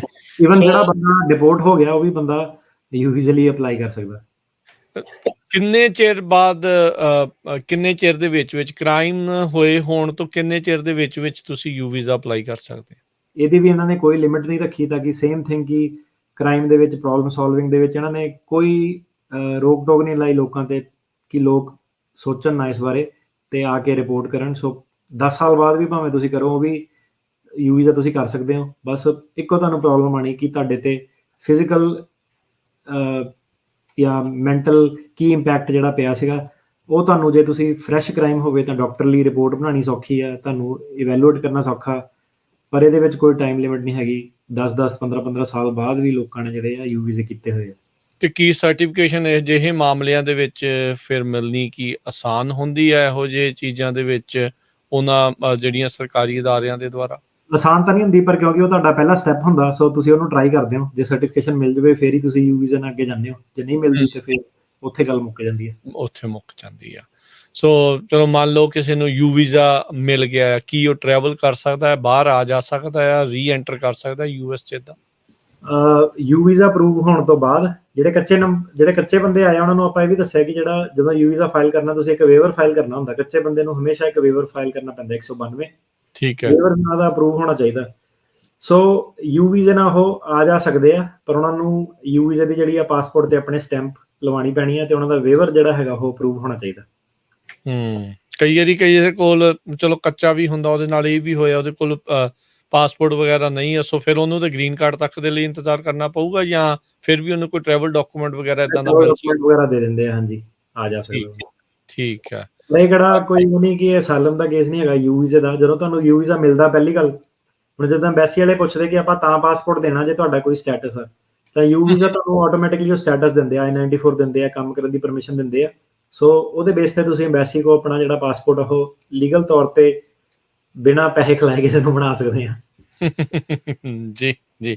ਸੋ ਜੇ ਹੁਣ ਆਪਾਂ ਗੱਲ ਕਰੀਏ ਵੀ ਵਰਕਰ ਪੈਸੇ ਖਾਂਦੀ ਆ, ਪਰ ਜਿੱਦਾਂ ਸੁਣਨ ਨੂੰ ਆ ਰਿਹਾ ਲੋਕਾਂ ਨੂੰ ਕਿ ਉਹਨਾਂ ਨੂੰ ਪੈਸੇ ਦੇਣੇ ਪੈਂਦੇ ਆ। ਹੁਣ ਮੈਨੂੰ ਨਹੀਂ ਪਤਾ ਪੈਸੇ ਕਿੱਥੇ ਜਾਂਦੇ ਆ, ਪਰ ਜਿਹੜੇ ਕੱਚੇ ਬੰਦੇ ਆ ਉਹਨਾਂ ਨੂੰ ਕਾਫੀ ਹਾਰਡ ਟਾਈਮ ਹੁੰਦਾ ਪਾਸਪੋਰਟ ਵਗੈਰਾ ਆਪਣੇ ਬਣਾਉਣ ਦਾ ਕਈ ਵਾਰੀ, ਤੇ ਏਜੰਟ ਵਗੈਰਾ ਵਿੱਚ ਪਵਾਉਣੇ ਪੈਂਦੇ ਆ। ਪਰ ਜਿਹੜਾ ਯੂ ਵੀਜ਼ਾ ਤੁਹਾਡਾ, ਜਦੋਂ ਯੂ ਵੀਜ਼ਾ ਤੁਹਾਡਾ ਲੱਗ ਗਿਆ, ਤੁਹਾਨੂੰ ਸਿੱਧਾ ਹੀ ਜਿਹੜਾ ਲੀਗਲ ਸਟੇਟਸ ਮਿਲ ਗਿਆ। ਸੋ ਇਹਦੇ ਵਿੱਚ ਤੁਹਾਨੂੰ ਫਿਰ ਮਿਡਲ ਮੈਨ ਪਵਾਉਣ ਦੀ ਜਿਹੜੀ ਲੋੜ ਨਹੀਂ ਪਊਗੀ, ਸਿੱਧੇ ਤੁਸੀਂ ਜਿਹੜਾ ਪਾਸਪੋਰਟ ਆ ਉਹ ਅਪਲਾਈ ਕਰ ਸਕਦੇ ਆ। ਅਪਲਾਈ ਕਰ ਸਕਦੇ ਆ, ਠੀਕ ਹੈ। ਤੇ ਹੁਣ ਜੇ ਆਪਾਂ ਗੱਲ ਕਰੀਏ ਵਰਕਰ ਦੇ ਹਿਸਾਬ ਤੋਂ ਵੀ, ਚਾਹੇ ਉਹ ਕਦੋਂ ਜਿਹੜਾ ਵਰਕਰ ਐਲੀਜੀਬਲ ਹੁੰਦਾ ਹੈ ਯੂ ਵੀਜ਼ਾ ਦੇ ਲਈ? ਸੋ ਫਿਜ਼ੀਕਲ ਜਾਂ ਮੈਂਟਲ ਅਬਿਊਜ਼। ਫਿਜ਼ੀਕਲ ਤਾਂ ਜਿੱਦਾਂ ਹੋ ਗਿਆ ਕਿ ਕੁੱਟਮਾਰ ਹੀ ਕਰਤੀ ਹੈ ਨਾ ਬੰਦੇ ਨਾਲ, ਥੱਪੜ ਮਾਰਤਾ, ਕੁਝ ਫਿਜ਼ੀਕਲੀ ਟੱਚ ਕਰਤਾ ਉਹਨੂੰ ਨਾ, ਧੱਕਾ ਮੁੱਕੀ ਕਰਤੀ, ਉਹ ਫਿਜ਼ੀਕਲ ਅਬਿਊਜ਼ ਹੋ ਗਿਆ।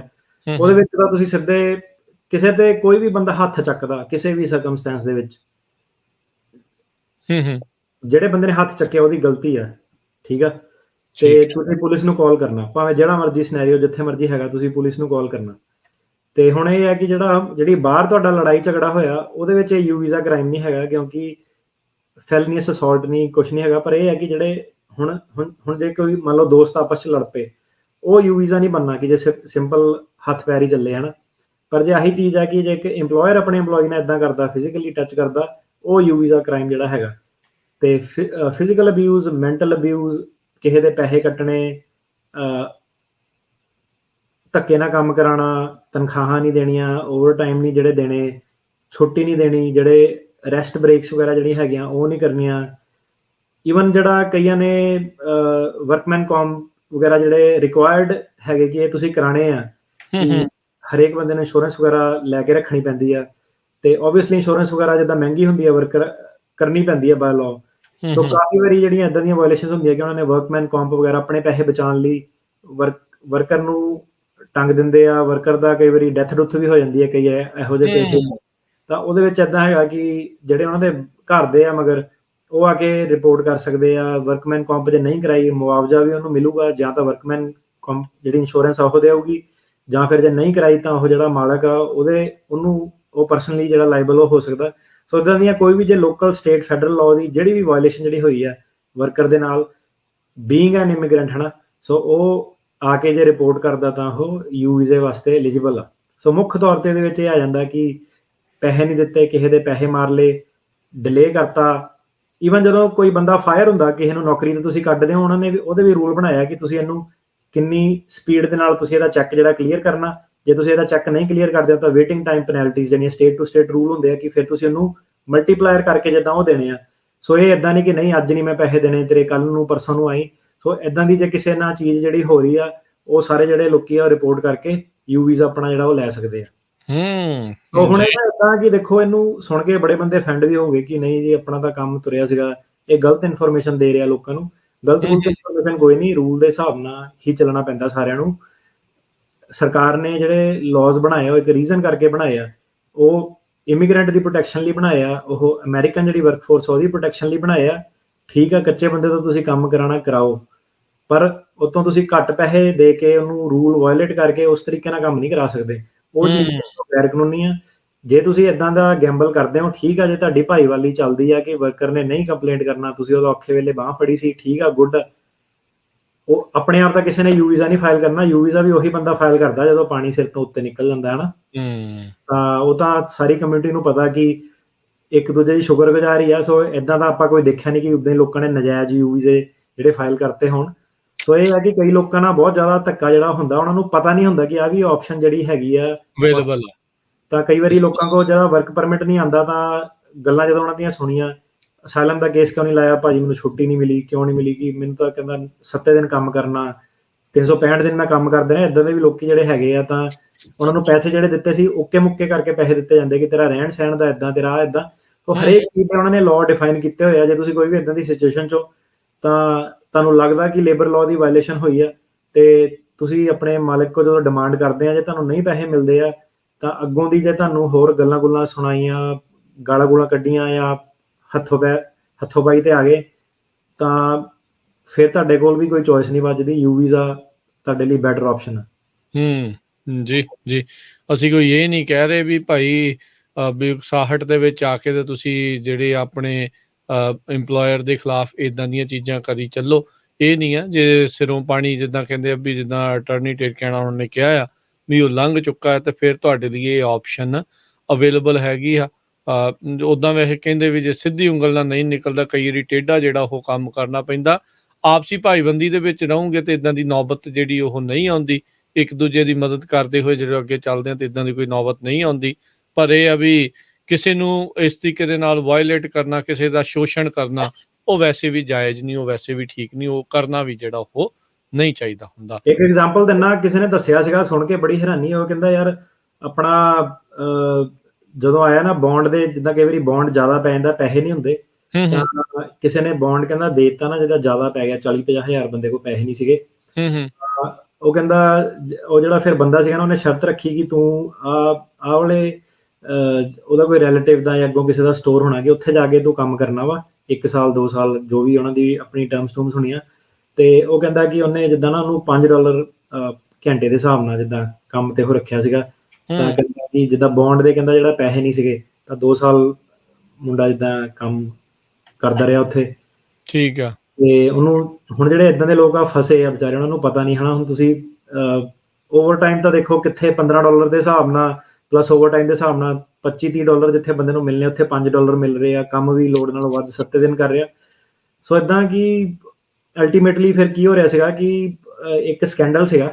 ਜਿਹੜਾ ਬੰਦਾ ਸੀਗਾ ਉਹ ਇਹੀ ਕੰਮ ਕਰਦਾ ਸੀਗਾ, ਬੌਂਡ ਭਰ ਕੇ ਅੱਗੋਂ ਬੰਦੇ ਜਿਹੜਾ ਸੀਗਾ ਵਰਕਫੋਰਸ ਜਿਹੜੀ ਸੀਗੀ ਉਹ ਮੈਨੀਪੂਲੇਟ ਕਰਦਾ ਸੀਗਾ।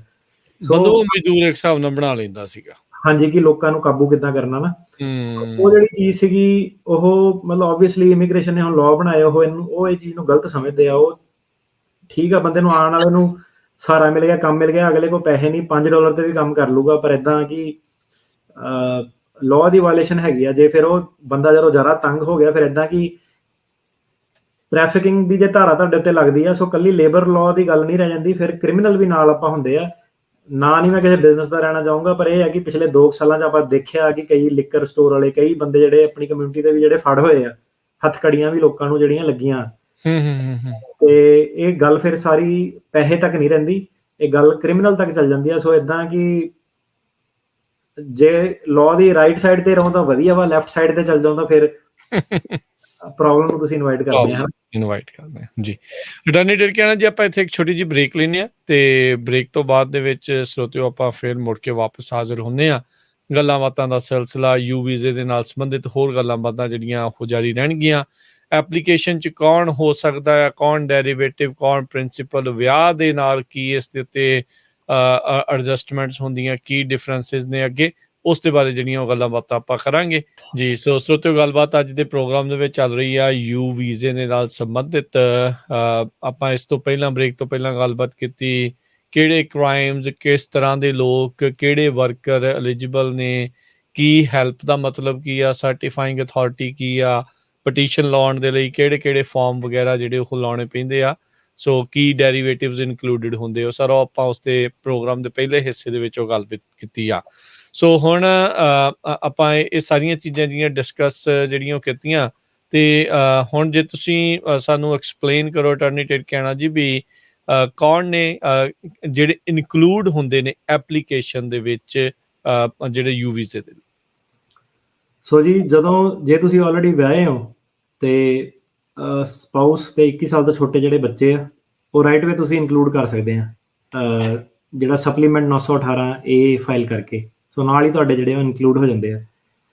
ਜਿਹੜੇ ਜੇ ਤੁਸੀਂ ਉਦੋਂ ਸਿੰਗਲ ਸੀਗੇ ਤੇ ਬਾਅਦ 'ਚ ਤੁਹਾਡਾ ਯੂ ਵੀਜ਼ੇ ਫਾਈਲ ਕਰਨ ਤੋਂ ਬਾਅਦ ਆਫਟਰ ਰਿਕੁਆਇਰਡ ਕਹਿੰਦੇ ਉਹਨੂੰ ਕਿ ਉਹ ਜਿਹੜਾ ਪ੍ਰੋਸੈਸ ਹੈਗਾ ਉਹ ਤੁਸੀਂ ਫਿਰ ਵਿੱਚ ਆਟੋਮੈਟਿਕਲੀ ਨਹੀਂ ਇਨਕਲੂਡ ਕਰ ਸਕਦੇ, ਇੱਕ ਅਲੱਗ ਪ੍ਰੋਸੈਸ ਕਰਨਾ ਪੈਂਦਾ, ਉਹਨੂੰ I-929 ਪ੍ਰੋਸੈਸ ਕਹਿੰਦੇ ਆ। ਸੋ ਉਸ ਤੋਂ ਬਾਅਦ ਜਿਹੜੇ ਆਫਟਰ ਰਿਕੁਆਇਰਡ ਸਪਾਊਸ ਜਾਂ ਚਿਲਡਰਨ ਜਿਹੜੇ ਹੈਗੇ ਆ ਉਹ ਬਾਅਦ 'ਚ ਤੁਸੀਂ ਦੂਸਰੇ ਪ੍ਰੋਸੈਸ ਦੇ ਨਾਲ ਆਪਣਾ ਇਨਕਲੂਡ ਕਰ ਸਕਦੇ ਹੋ। ਸੋ ਬੇਸਿਕਲੀ ਇਹਦਾ ਲੌਂਗ ਸਟੋਰੀ ਸ਼ਾਰਟ ਇਹਦੀ ਇਹ ਹੈ ਕਿ ਜਦ ਤੱਕ ਤੁਹਾਨੂੰ ਗ੍ਰੀਨ ਕਾਰਡ ਨਹੀਂ ਮਿਲਦਾ, ਤੁਹਾਡਾ 485 ਜਿਹੜਾ ਪੈਂਡਿੰਗ ਰਹਿੰਦਾ, ਤਦ ਤੱਕ ਤੁਸੀਂ ਜਿਹੜਾ ਆਪਣੀ ਫੈਮਿਲੀ ਮੈਂਬਰ ਜਿਹੜੇ ਵੀ ਹੈਗੇ ਉਹਨੂੰ ਤੁਸੀਂ ਇਨਕਲੂਡ ਕਰ ਸਕਦੇ ਆ। ਜੇਕਰ ਹੀ ਤੁਹਾਨੂੰ ਗ੍ਰੀਨ ਕਾਰਡ ਮਿਲ ਗਿਆ ਤਾਂ ਫਿਰ ਤੁਸੀਂ ਫੈਮਿਲੀ ਬੇਸ ਪਟੀਸ਼ਨ ਦੇ ਰਾਹੀਂ ਉਹਨਾਂ ਨੂੰ ਵਿੱਚ ਪਾ ਸਕਦੇ ਹੋ। ਡਜ਼ਨਟ ਮੈਟਰ ਵੀ ਉਹ ਅਮਰੀਕਾ 'ਚ ਨੇ, ਉਹਨਾਂ ਦੇ ਸਪਾਊਸ ਜਾਂ ਜਿਹੜੇ ਅਨਮੈਰਿਡ ਜਿਹੜੇ ਬੱਚੇ 21 ਸਾਲ ਤੋਂ ਥੱਲੇ ਵਾਲੇ ਇੱਥੇ ਨੇ, ਚਾਹੇ ਉੱਥੇ ਨੇ। ਹਾਂਜੀ, ਬਸ ਪ੍ਰੋਸੈਸ ਦਾ ਜਿਹੜਾ ਥੋੜਾ ਫਾਰਮਸ ਵਗੈਰਾ ਦਾ ਫਰਕ ਹੋ ਜਾਂਦਾ, ਉਹ ਕਾਉਂਸਲਰ ਪ੍ਰੋਸੈਸ ਦੇ ਥਰੂ ਆਉਂਦੇ ਨੇ ਤੇ ਜਿਹੜੇ ਆਲਰੇਡੀ ਇੱਥੇ ਨੇ ਉਹ ਚੇਂਜ ਆਫ ਸਟੇਟਸ ਕਰਦੇ ਨੇ। ਠੀਕ ਹੈ। ਸੋ ਕਿਹੜੇ ਪੁਆਇੰਟ ਦੇ ਉੱਤੇ ਐਪਲੀਕੇਸ਼ਨ ਪ੍ਰੋਸੈਸ ਦੇ ਵਿੱਚ ਜਿਹੜੇ ਡੈਰੀਵੇਟਿਵਸ ਹੁੰਦੇ ਆ, ਜਿਹੜਾ ਆਪਾਂ ਪਹਿਲਾਂ ਗੱਲ ਕੀਤੀ ਸੀਗੀ U1, U2, U3, U4, U5 ਵਾਲੇ ਜਿਹੜੇ ਇੱਦਾਂ ਆ ਵੀ ਉਹ ਡੈਰੀਵੇਟਿਵਸ ਕਦੋਂ ਇਨਕਲੂਡ ਇਸ ਐਪਲੀਕੇਸ਼ਨ ਪ੍ਰੋਸੈਸ 'ਚ ਕੀਤੇ ਜਾਂਦੇ? ਸੋ ਪਹਿਲਾਂ ਤਾਂ ਜਿੱਦਾਂ ਇਹਦੇ ਵਿੱਚ ਕੀ ਹੈ ਕਿ ਜਦ ਤੱਕ ਬੰਦੇ ਦੀ ਐਡਜਸਟਮੈਂਟ ਆਫ ਸਟੇਟਸ ਆ ਜਿਹਦੇ ਨਾਲ ਗ੍ਰੀਨ ਕਾਰਡ ਮਿਲਦਾ ਉਹ ਪੈਂਡਿੰਗ ਆ, ਤਦ ਤੱਕ ਫੈਮਿਲੀ ਮੈਂਬਰ ਜਿਹੜੇ ਇਨਕਲੂਡ ਹੋ ਸਕਦੇ ਆ। ਜਿਹੜੀ ਤੁਸੀਂ ਸਵਾਲ ਪੁੱਛਿਆ ਕਿ ਜੇ ਫੈਮਿਲੀ ਮੈਂਬਰਸ ਓਵਰਸੀਜ਼ ਆ, ਸੋ ਇਦਾਂ ਕਿ ਜਦੋਂ ਤੁਹਾਨੂੰ ਯੂ ਵੀਜ਼ਾ ਸਟੇਟਸ ਜਿਹੜਾ ਮਿਲਦਾ ਤੇ ਉਹ ਵੀ ਆਪਣਾ ਜਿਹੜਾ ਡੈਰੀਵੇਟਿਵ ਸਟੇਟਸ ਲੈ ਕੇ ਅਮਰੀਕਾ ਦੇ ਵਿੱਚ ਆ ਸਕਦੇ ਆ। ਮਤਲਬ ਉਹ ਵੀ ਇੱਥੇ ਐਡਮਿਟ ਹੋਣੇ ਚਾਹੀਦੇ ਆ ਅਮਰੀਕਾ ਦੇ ਵਿੱਚ, ਜੇ ਉਹਨਾਂ ਨੇ ਇੱਥੇ ਆਪਣਾ ਐਡਜਸਟਮੈਂਟ ਆਫ ਸਟੇਟਸ ਫਾਈਲ ਕਰਨਾ। ਰੂਲ ਉਹਨਾਂ ਦੇ ਲਈ ਵੀ ਸੇਮ ਹੀ ਆ। ਫੋਰ ਐਗਜ਼ਾਮਪਲ, ਜੇ ਮੇਨ ਬੰਦੇ ਨੂੰ ਕਹਿ ਲਓ ਕਿ 4 ਸਾਲ ਦਾ ਯੂ ਵੀਜ਼ਾ ਮਿਲਿਆ, ਉਹਦੀ 3 ਸਾਲ ਦੀ ਰਹਿਣ ਦੀ ਰਿਕੁਆਇਰਮੈਂਟ ਆ, ਤੇ ਜਿਹੜੀ ਉਹਦੀ ਫੈਮਿਲੀ ਆ ਉਹ ਬਾਹਰੋਂ ਵੀਜ਼ਾ ਲੈ ਕੇ 1 ਸਾਲ ਬਾਅਦ ਆ ਰਹੀ ਹੈ, ਮਤਲਬ ਕਿ ਉਹਨਾਂ ਦੀ ਟਾਈਮ ਲਾਈਨ ਲੱਗਾ ਰਹਿਣਾ, ਉਹਨਾਂ ਨੂੰ ਵੀ 3 ਸਾਲ ਪੈਣਾ, ਉਹਨਾਂ ਨੇ ਵੀ ਆਪਣੇ 3 ਸਾਲ ਜਿਹੜੇ ਪੂਰੇ ਕਰਕੇ ਫਿਰ ਗ੍ਰੀਨ ਕਾਰਡ ਉਹਨਾਂ ਨੇ ਫਾਈਲ ਕਰਨਾ। ਮਤਲਬ ਦੋਨਾਂ ਦੀ ਜਿਹੜੀ ਟਾਈਮ ਲਾਈਨ ਆ ਉਹ ਅੱਗੇ ਪਿੱਛੇ ਹੋ ਸਕਦੀ ਹੈ। ਮਤਲਬ ਹਰ ਇੱਕ ਬੰਦੇ ਨੇ ਆਪਣੇ ਜਿਹੜੇ 3 ਸਾਲ ਦੀ ਰਿਕੁਆਇਰਮੈਂਟ ਉਹ ਪੂਰੀ ਕਰਨੀ ਹੈ। ਠੀਕ ਹੈ। ਸੋ ਤੁਸੀਂ ਪਹਿਲਾਂ ਗੱਲ ਕੀਤਾ ਸੀਗਾ ਵੀ ਇੱਕ ਤਾਂ ਜਿਹੜਾ ਵਿਆਹ ਆ ਉਹਦੇ ਤਾਂ ਪਹਿਲੋਂ ਨਾਲ ਦੇ ਨਾਲ ਹੀ ਇਨਕਲੂਡ ਪਹਿਲੋਂ ਹੀ ਜਿਹੜੇ ਉਹ ਹੋ ਸਕਦੇ, ਜਿਹੜੇ ਬਾਅਦ ਦੇ ਵਿੱਚ ਵਿਆਹਿਆ ਜਾਂਦਾ ਆ ਉਹਦੀ ਮੈਰਿਜ ਜਿਹੜੀ ਉਹ ਬਾਅਦ ਦੇ ਵਿੱਚ ਹੁੰਦੀ ਆ ਯੂ ਵੀਜ਼ਾ ਗ੍ਰਾਂਟ ਹੋਣ ਤੋਂ ਬਾਅਦ ਦੇ ਵਿੱਚ, ਉਹਦੇ ਲਈ ਕੀ ਪ੍ਰੋਸੈਸ ਆ ਫਿਰ? ਸੋ 929 ਪ੍ਰੋਸੈਸ ਆ ਉਹਦੇ ਲਈ। ਇਹ ਪ੍ਰੋਸੈਸ ਦੇ ਵਿੱਚ ਬੇਸਿਕਲੀ ਤੁਸੀਂ ਇਹ ਸ਼ੋਅ ਕਰਨਾ ਹੁੰਦਾ ਕਿ ਜਿਹੜੀ ਫੈਮਿਲੀ ਹੈਗੀ ਆ ਉਹਨੂੰ ਕਾਫੀ ਫਾਈਨੈਂਸ਼ੀਅਲ ਜਾਂ ਹੋਰ ਕੋਈ ਹਾਰਡਸ਼ਿਪ ਜਿਹੜੀ ਹੋਊਗੀ ਜੇ ਇਹਨਾਂ ਦਾ ਯੂ ਵੀਜ਼ਾ ਅਪਰੂਵ ਨਾ ਕੀਤਾ ਗਿਆ, ਤਾਂ ਇਹਦੀ ਸਿਰਫ ਇੱਕੋ ਹੀ ਰਿਕੁਆਇਰਮੈਂਟ ਇਹ ਹੈ ਕਿ ਤੁਹਾਡੇ ਗ੍ਰੀਨ ਕਾਰਡ ਆਉਣ ਤੋਂ ਪਹਿਲਾਂ ਤੁਸੀਂ ਇਹਨਾਂ ਨੂੰ ਐਡ ਵਿੱਚ ਕਰਨਾ ਹੁੰਦਾ, ਇਹ ਪ੍ਰੋਸੈਸ ਸ਼ੁਰੂ ਕਰਨਾ ਹੁੰਦਾ। ਜੇ ਤੁਹਾਡਾ ਇੱਕ ਵਾਰੀ ਗ੍ਰੀਨ ਕਾਰਡ ਆ ਗਿਆ ਤਾਂ ਫਿਰ ਤੁਸੀਂ I-130 ਰਾਹੀਂ ਜਿਹੜਾ ਨਾਰਮਲ ਪ੍ਰੋਸੈਸ ਹੈਗਾ ਉਹਦੇ ਥਰੂ ਜਾਣਾ। ਤੇ ਜਿਹੜਾ ਫੈਮਿਲੀ ਇਮੀਗ੍ਰੇਸ਼ਨ ਵਾਲਾ ਪ੍ਰੋਸੈਸ ਹੈਗਾ ਉਹਦੇ ਵਿੱਚ ਕਾਫੀ ਸਾਰੇ ਜਿਹੜੇ ਚੈਲੰਜਸ ਹੁੰਦੇ ਆ ਕਿ ਬੰਦਾ ਕੱਚੇ ਤਰੀਕੇ ਨਾਲ ਨਹੀਂ ਆਇਆ ਹੋਣਾ ਚਾਹੀਦਾ, ਬਾਰਡਰ ਟੱਪ ਕੇ ਕੋਈ I-94 ਹੋਣਾ ਚਾਹੀਦਾ। ਸੋ ਇੱਦਾਂ ਦੇ ਹੋਰ ਜਿਹੜੀ ਫੈਮਿਲੀ ਲਾਅ ਦੀ ਲਿਮਿਟੇਸ਼ਨ ਹੈਗੀਆਂ ਉਹ ਅਪਲਾਈ ਹੋ ਜਾਂਦੀਆਂ। ਸੋ ਮੁੱਖ ਫਾਇਦਾ ਇਹਦਾ ਉਹੀ ਲੋਕਾਂ ਨੂੰ ਆ ਜਿਹੜੇ ਤੁਹਾਡੇ ਯੂ ਵੀਜ਼ੇ ਦੇ ਗ੍ਰੀਨ ਕਾਰਡ ਤੋਂ ਮਿਲਣ ਤੋਂ ਪਹਿਲਾਂ ਜੇ ਤੁਹਾਡਾ ਵਿਆਹ ਹੋਇਆ ਤੁਸੀਂ ਉਹ ਸਪਾਊਸ ਤੇ ਬੱਚੇ ਜਿਹੜੇ ਹੈਗੇ ਵਿੱਚ ਇਨਕਲੂਡ ਕਰ ਸਕਦੇ ਹੋ ਪ੍ਰੋਸੈਸ ਦਾ। ਜੀ, ਸੋ ਕਿਸੇ ਨੇ ਯੂ ਵੀਜ਼ਾ ਅਪਲਾਈ ਕੀਤੇ ਹੋਏ ਦੇ ਦੌਰਾਨ ਜੇ ਵਿਆਹ ਹੁੰਦਾ, ਉਸ ਦੌਰਾਨ ਵਿਆਹ ਹੁੰਦਾ, ਕੀ ਫਿਰ ਉਹ ਕੇਸ ਦੇ ਵਿੱਚ ਕੀ ਹੁੰਦਾ ਫਿਰ ਯੂ ਵੀਜ਼ਾ ਗ੍ਰਾਂਟ ਹੋਣ ਤੋਂ ਪਹਿਲਾਂ ਜੇ ਕਿਸੇ ਦਾ ਮਤਲਬ ਵਿਆਹ ਹੋਇਆ? ਜਿਹੜੇ ਯੂ ਵੀਜ਼ਾ ਫਾਈਲ ਕਰਨ ਤੇ ਗ੍ਰਾਂਟ ਹੋਣ ਤੋਂ ਪਹਿਲਾਂ ਵਾਲੇ ਜਿਹੜਾ ਪ੍ਰੋਸੈਸ ਆ ਉਹ ਸੌਖੇ ਆ। ਜਿਹੜਾ ਯੂ ਵੀਜ਼ਾ ਗ੍ਰਾਂਟ ਹੋਣ ਤੋਂ ਬਾਅਦ ਤੇ ਗ੍ਰੀਨ ਕਾਰਡ ਮਿਲਣ ਤੋਂ ਪਹਿਲਾਂ ਉਹਦੇ ਵਿੱਚ ਵੀ ਤੁਹਾਡੀ ਵਿੰਡੋ ਹੁੰਦੀ ਹੈ। ਸੋ ਇਹ ਵਿੰਡੋ ਜਿਹੜੀ ਤੁਹਾਡੀ ਕਲੋਜ਼ ਉਦੋਂ ਹੁੰਦੀ ਹੈ ਜਦੋਂ ਗ੍ਰੀਨ ਕਾਰਡ ਤੁਹਾਨੂੰ ਮਿਲ ਜਾਂਦਾ। ਠੀਕ ਹੈ, ਠੀਕ ਆ। ਸੋ ਕੁਆਲੀਫਾਈਂਗ ਮੈਂਬਰ ਦੀਆਂ ਵੀ ਕੀ ਸ਼ਰਤਾਂ ਹੁੰਦੀਆਂ ਨੇ ਵੀ ਕੌਣ ਕੁਆਲੀਫਾਈਂਗ ਜਿਹੜਾ ਡੈਰੀਵੇਟਿਵ ਉਹਦੇ ਵੀ ਕੋਈ ਸ਼ਰਤਾਂ ਹੁੰਦੀਆਂ ਵੀ ਉਹਨਾਂ ਨੂੰ ਪੂਰੀਆਂ ਕੀਤੀਆਂ ਕਰਨੀਆਂ ਪੈਂਦੀਆਂ ਵੀ ਕੋਈ ਇਮੀਗ੍ਰੈਂਟ ਸਟੇਟਸ ਉਹਨਾਂ ਦਾ ਕੀ ਹੋਵੇ, ਕਿੱਦਾਂ ਹੋਵੇ? ਹਾਂਜੀ, ਇਹਨਾਂ ਨੇ ਆਪ ਨਹੀਂ ਯੂ ਵੀਜ਼ਾ ਫਾਈਲ ਕੀਤਾ ਹੋਣਾ ਚਾਹੀਦਾ, ਮਤਲਬ ਇਹਨਾਂ ਨੂੰ ਕਦੀ ਯੂ ਵੀਜ਼ਾ ਮਿਲਿਆ ਨਹੀਂ ਹੋਣਾ ਚਾਹੀਦਾ ਆਪਣੇ ਲੈਵਲ ਤੇ। ਇਹ ਇਹਨਾਂ ਦੀ ਪਹਿਲੀ ਮੁੱਖ ਸ਼ਰਤ ਆ। ਸੋ ਬਾਕੀ ਆਪਾਂ ਇਹੀ ਦੱਸਿਆ ਕਿ ਜਿਹੜਾ ਉਹਨਾਂ ਦਾ ਰਿਲੇਸ਼ਨਸ਼ਿਪ ਆ, ਜ਼ਿਆਦਾਤਰ ਜਿਹੜੇ ਆਪਣੇ ਪੰਜਾਬੀ ਕੇਸ ਉਹਦੇ ਵਿੱਚ ਪ੍ਰੋਬਲਮ ਇਹ ਆਉਂਦੀ ਹੈ ਕਿ ਉਹਨਾਂ ਕੋਲ ਡਾਕੂਮੈਂਟ ਨਹੀਂ ਹੁੰਦੇ ਕਿ ਪ੍ਰੂਵ ਕਰ ਸਕਣ ਕਿ ਵਿਆਹ ਉਹਨਾਂ ਦਾ ਹੋਇਆ ਸੀਗਾ, ਸਰਟੀਫਿਕੇਟਸ ਕਈ ਵਾਰੀ ਹੁੰਦੇ। ਸੋ ਤੁਹਾਨੂੰ ਰਿਲੇਸ਼ਨਸ਼ਿਪ ਪ੍ਰੂਵ ਕਰਨਾ ਪੈਣਾ ਕਿ ਜਦੋਂ ਤੁਹਾਡਾ ਗ੍ਰੀਨ ਕਾਰਡ ਦੇ ਆਉਣ ਤੋਂ ਪਹਿਲਾਂ ਤੁਹਾਡਾ ਜਿਹੜਾ ਰਿਲੇਸ਼ਨਸ਼ਿਪ ਸੀਗਾ ਉਹ ਐਸਟੈਬਲਿਸ਼ ਹੋ ਗਿਆ ਸੀਗਾ ਕਾਨੂੰਨੀ ਤੌਰ ਤੇ।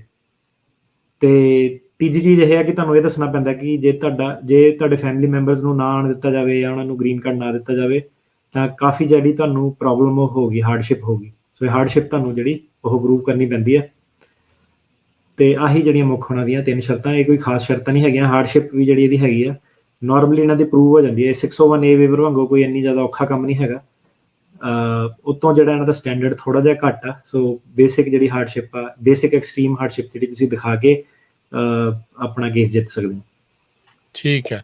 ਸੋ ਬੇਸਿਕਲੀ ਜਦੋਂ ਹੁਣ ਆਪਾਂ ਯੂ ਵੀਜ਼ੇ ਦੀ ਗੱਲ ਕਰ ਰਹੇ ਹਾਂ, ਸੋ 2 ਡਿਫਰੈਂਟ ਪ੍ਰੋਸੈਸ ਹੋ ਗਏ, ਇੱਕ I-929 ਤੇ ਇੱਕ U1। ਸੋ ਜੇ ਇਹਨਾਂ ਦੇ ਬੇਸਿਕ ਤੁਸੀਂ ਜੇ ਡਿਫਰੈਂਸਿਸ ਸਮਝਾਉਣੇ ਹੋਣ ਸ਼ਾਰਟ ਦੇ ਵਿੱਚ ਤਾਂ ਉਹ ਕੀ ਆ? ਮੁੱਖ ਤੌਰ ਤੇ ਡਿਫਰੈਂਸ ਜਿਹੜਾ ਇਹ ਉੱਥੇ ਮੈਟਰ ਕਰਦਾ ਜਿੱਥੇ ਬੰਦਾ ਪਹਿਲਾਂ ਫਾਈਲ ਨਹੀਂ ਕਰ ਪਾਇਆ ਜਾਂ ਭੁੱਲ ਗਿਆ ਸੀਗਾ ਜਾਂ ਕੋਈ ਪੈਸੇ ਨਹੀਂ ਸੀਗੇ ਜਾਂ ਉਹਨਾਂ ਦਾ ਵਿਆਹ ਨਹੀਂ ਹੋਇਆ ਸੀਗਾ। ਸੋ ਜਿਹੜਾ I-929 ਪ੍ਰੋਸੈਸ ਹੈਗਾ ਉਹਦੀ ਇੱਕ ਸ਼ਰਤ ਇਹ ਹੈ ਕਿ ਤੁਹਾਨੂੰ ਗ੍ਰੀਨ ਕਾਰਡ ਜਿਹੜਾ ਹੈਗਾ ਉਹ ਤੁਸੀਂ ਅਪਲਾਈ ਕਰ ਰਹੇ ਹੋ ਜਾਂ ਆਲਰੇਡੀ ਕਰ ਚੁੱਕੇ ਹੋ। ਸੋ ਉਸ ਸਟੇਜ ਤੇ ਆ ਕੇ ਤੁਹਾਡਾ ਜਿਹੜਾ ਸਪਾਊਸ ਉਹ ਜਿਹੜਾ ਜੁੜਦਾ। ਤੇ ਜੇ ਤੁਸੀਂ ਅਜੇ ਨਹੀਂ ਗ੍ਰੀਨ ਕਾਰਡ, ਅਜੇ ਤੁਸੀਂ ਯੂ ਵੀਜ਼ਾ ਫਾਈਲ ਕਰਨਾ, ਫਿਰ ਤੁਸੀਂ ਜਿਹੜਾ ਨਾਰਮਲ U1 U2 ਪ੍ਰੋਸੈਸ ਆ ਉਹਦੇ ਥੱਲੇ ਜਾਂਦੇ ਹੋ। ਸੋ 929 ਪ੍ਰੋਸੈਸ ਬੇਸਿਕਲੀ ਉਹ ਹੈਗਾ ਜਿਹਨਾਂ ਨੇ ਵਿਆਹ ਬਾਅਦ ਚ ਕਰਾਏ ਆ। ਠੀਕ ਹੈ। ਸੋ ਕਨਕਲੂਜਨ ਦੇ ਵਿੱਚ, ਲਾਸਟ ਦੇ ਵਿੱਚ ਜੇ ਤੁਸੀਂ ਬਰੀਫਲੀ ਐਕਸਪਲੇਨ ਯੂ ਵੀਜ਼ੇ ਦੇ ਬਾਰੇ ਦੱਸ ਦਿਓ, ਲੀਗਲ ਰਿਕੁਆਇਰਮੈਂਟ, ਡਾਕੂਮੈਂਟਸ ਜਾਂ ਇਸ ਤੋਂ ਇਲਾਵਾ ਹੋਰ ਚੀਜ਼ਾਂ ਕੀ ਚਾਹੀਦੀਆਂ ਹੁੰਦੀਆਂ?